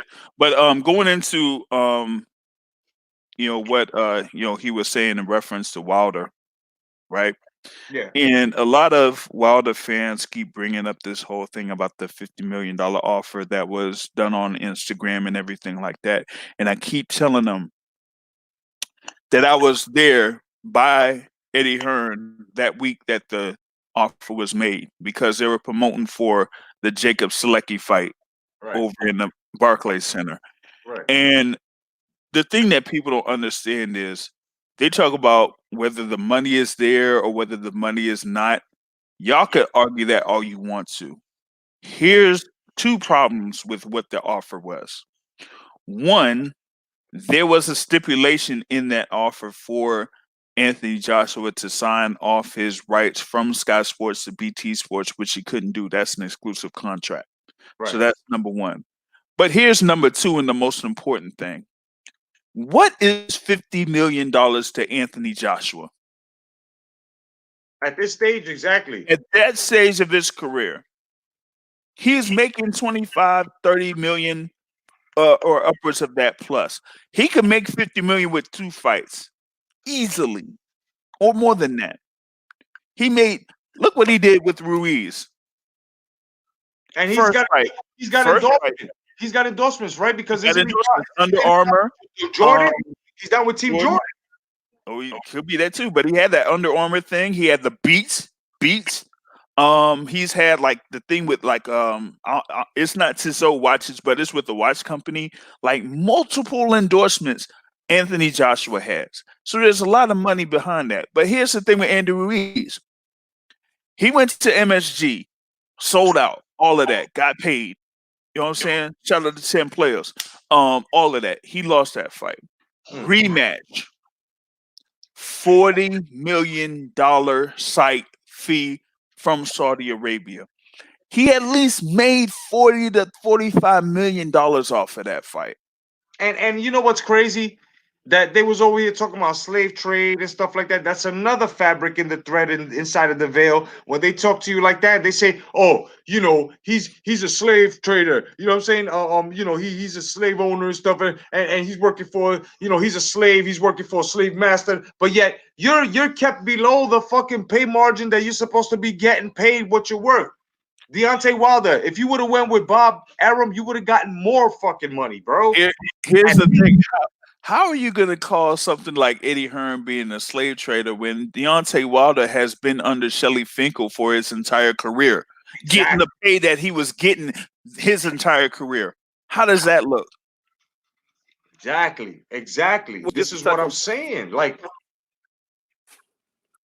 yeah. Just to touch on the endorsements, right? Go ahead, bro. So it's funny that you brought that up Yeah. because 3 years ago, I was on another boxing channel, right? And I had a debate with Blue Blood Sports, right? I completely destroyed him, even though in his own mind he thought he won. I brought that up at that time, 2.5 to 3 years ago. AJ had 18 different. Can you repeat that? You're breaking up, brother. He had 18 what? At that time, and AJ had fucking sponsors. Enough said right there. Woo! Woo! Yep. I mean, and that's all work Wilder ethic. had one Everlast or whatever it was. He only had one. Exactly. And you know what it is that he thought that in today's agenda, where you can say something and you have a following that's going to back you up, like the LDBC and the rest of these guys, that they don't even buy his tickets to go see him. They wouldn't buy his shirt if he pressed it, but they would fucking scream from behind these fucking keyboards and shit, right? Which really doesn't make you a fucking Wilder fan. So Wilder's catering to these fucking dummies. So now it gets to a point where Wilder lost half of them. See, that's the thing that irritates me about it, because all of these Wilder fans that are here and there, whatever it is, they talk about supporting. Now, I said, leading into this particular fight, I said, y'all go ahead and support the fight. Y'all go ahead and go to the movie theaters. You order the pay-per-view. You try to get a ticket for the fight. Even though I cover the sport as a media member or whatever it is, there are instances where I buy tickets to watch the fights. The Wilder Spilker fight, I bought a ticket to watch that fight. The first Wilder Ortiz fight, I bought a ticket to watch that fight. Neither one of those fights were sold out. And what these people have to realize is, in order for Deontay Wilder to be a lucrative figure in the sport of boxing, he has to be able to sell out venues. That is how guys like Gennady Golovkin are able to get what he's able to get, because he sold out MSG fighting freaking, who was that? David Lemieux. I don't care what the price point was. Gennady Golovkin from Kazakhstan fought David Lemieux from Canada in Madison Square Garden and was able to sell out Madison Square Garden. But yet a guy in Deontay Wilder, who is a world champion, who is the first American champion in over a decade, he can't even sell out a Barclays Center, which the PBC set for many years as their home venue. Crazy. When they had somebody within the staff of Barclays Center working with the PBC, and they still can't sell out the Barclays Center. Nope. That should tell you something about Deontay Wilder right there. That should tell you about their marketing team right there. We've said it for years. You have to be able to market the guy no matter what he does in the ring. You still have to be able to market the guy and properly market him in order to be the superstar that you claim that he is. You can't be a guy like, what was it? Eddie Hearn said this, right? This was before the first Ortiz fight. He's like, yo, here we are. We got this guy. I mean, he's American. He's the WBC heavyweight champion of the world. He's had all of these fights and all of these knockouts, all of these wins by knockout. You come over and see him going up against Luis Ortiz, who was, at the time, undefeated and everything like that, and push that. But there has not been really a solid promoter like that, because especially under Al Heyman, the promoters are very limited in what they can do. We're talking about somebody at the Barclays Center. Every time that PBC had fights at the Barclays Center, Lou DiBella was the standing promoter for those cards. Mm. This is DiBella Entertainment. We've known about DiBella for years. For years, he's been a promoter. And you're telling me that he can't get that full control as a promoter to do the things that he can do? And yet you're wondering why Deontay Wilder is not getting the money, and then on the flip side, talking about um, Eddie Hearn is running Anthony Joshua like a slave, talking about these offers are slave wages. They can't be slave wages when you're only earning $1 million a fight. Their highest payday up at that time was $2.1 million. You don't have the endorsements like Anthony Joshua has. So no, you can't get more than 12 or $15 million because nobody's behind you to cover the extra costs that it needs in order for you to earn 20 to 25 million at that particular time. And so that is why when they had the thing with Lou DiBella meeting with the zone, meet with the zone president, and having Wilder there and having Finkel there, they made that offer. But the problem was they didn't tell Al Heyman. And because they didn't tell Al Heyman, and because Lou DiBella was the main guy that orchestrated all of that, they took Lou DiBella out of it. And now the main guy for Deontay Wilder for this point, from a promotional standpoint, is Tom Brown. And that's why you had DiBella with that interview before the Farmer fight against Diaz tell people about Deontay Wilder. He's like, yo, I just wanted the best for my fighter. I thought that particular deal would be the best and the most lucrative deal for my fighter. What is wrong with that? And he's going to take that all the way through. And for me, I have a love-hate relationship with Lou DiBella because I hated him way back in the day because of the things between him and Hopkins. But now he's talking about the whole thing with safety between fighters. He had a whole little rant. I won't forget his rant that he had in New York City about that fight between Serrano and was it Heather Hardy or whatever it was over at the theater. He said, look at what these women have to do in order to, fight and things like that. And then now saying what he said about Mark Breland, that is what Lou DiBella is right now. And I'm sticking with Lou DiBella right now. Oh yeah, I've been on his fucking side ever since that bullshit. They got rid of him because he tried to make the fight happen. That shit is kind of fucking funny, man. But well, we're going on 3 hours, man. I just want to thank everybody who was on the panel, everybody that's on the panel. And before I go, I just want to give you guys the last word. If anybody has if anybody want to say something before we bounce, Tony. Man, I've been lagging this whole time. Y'all have a good day. All right, my brother, no doubt, man. Thank you for coming up, man. JR, man, you want to say something before we bounce, brother? I mean, just real quick. I mean, you had this whole thing with Deontay Wilder. The excuses are coming. They're going to keep coming.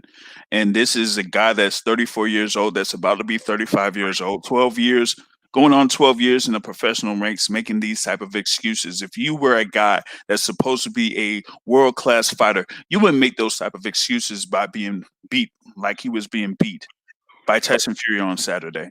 So that's why I say, if there is an immediate rematch, which he feels like he's going to take, he's going to get beat the same way because he's not going to have those type of trainers that he needs, like a Nazim Richardson or, like a Bomac, like people are trying to suggest, or anything like that, where he's going to be able to make adjustments like a Teddy Atlas or even a Freddie Roach. He's not going to be able to learn all of that, whether it's in a 4-month period, a 6-month period, or whatever, in order for him to defeat a guy that's 6'9", that has a longer reach advantage, that moves his head, that moves around the ring better than any heavyweight that's out right now.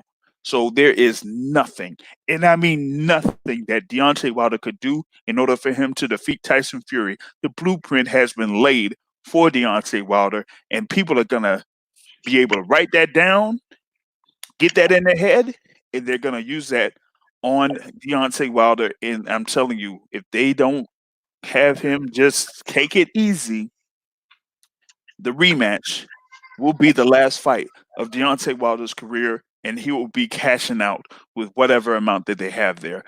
Hey, JR Bell, Boxing Source, Sunday 7:30 live. Put the anchor.fm link on there. Subscribe, and that's me. I'm out. Hashtag come back to boxing. No doubt, my brother. Hashtag come back to boxing, man. Peace to Tony's reviews and everybody else that was on the panel. Red Glove Militant, no doubt, my brother. And everybody here, man. Kyle, Ross Clot, 222. Of course, go check out the channels. You know what I'm saying? Of course, 10 players, Big 10. You know what I mean? The Boxing Junkie JR. Go check them out as well. And 10 players, go to their channel, man. Peace to everybody. Peace to Big Ted, who stopped on by, man. Go subscribe, Big Ted. Subscribe on down here, brother. No doubt, man. Thank you, everybody, man. Everybody who took the time out. 913 Boxer, especially, man. Thank you, my brother. Thank you for passing by, man. Blessing us, you know, everybody, man. Ed Collar, you know, Apology Man, you know. Thank you, man. Thank you, everybody. And of course, this is your boxing channel that's always going to tell the truth, always going to have that old school feeling, and always going to let you speak on how whether we're going to have a debate or not, opinions are just like fucking earlobes. You know what I'm saying? Because not everybody has an asshole they get fed through the stomach, but once in a while. But you know, Haplotype Zero especially, man. Thank you, my brother, for stopping by as well, man. The OG. God bless each and every one of y'all. I'm going to try to hit y'all tonight with a late night boxing talk, 10 p.m. If fucking StreamYard is working. I tried yesterday, so I'm going to try it today. And, you know, we're going to talk some boxing. And I figured, you know, we'll see the Tyson Fury fight. I'll stream it and we'll talk about it afterwards. We'll probably go round by round if you want. I'll send out some links and have you guys come over and we can talk. 10 p.m. tonight, late night boxing talk, the original late night boxing talk. God bless each and every one of y'all. May the force be with y'all. Stay vigilant. Peace, guys.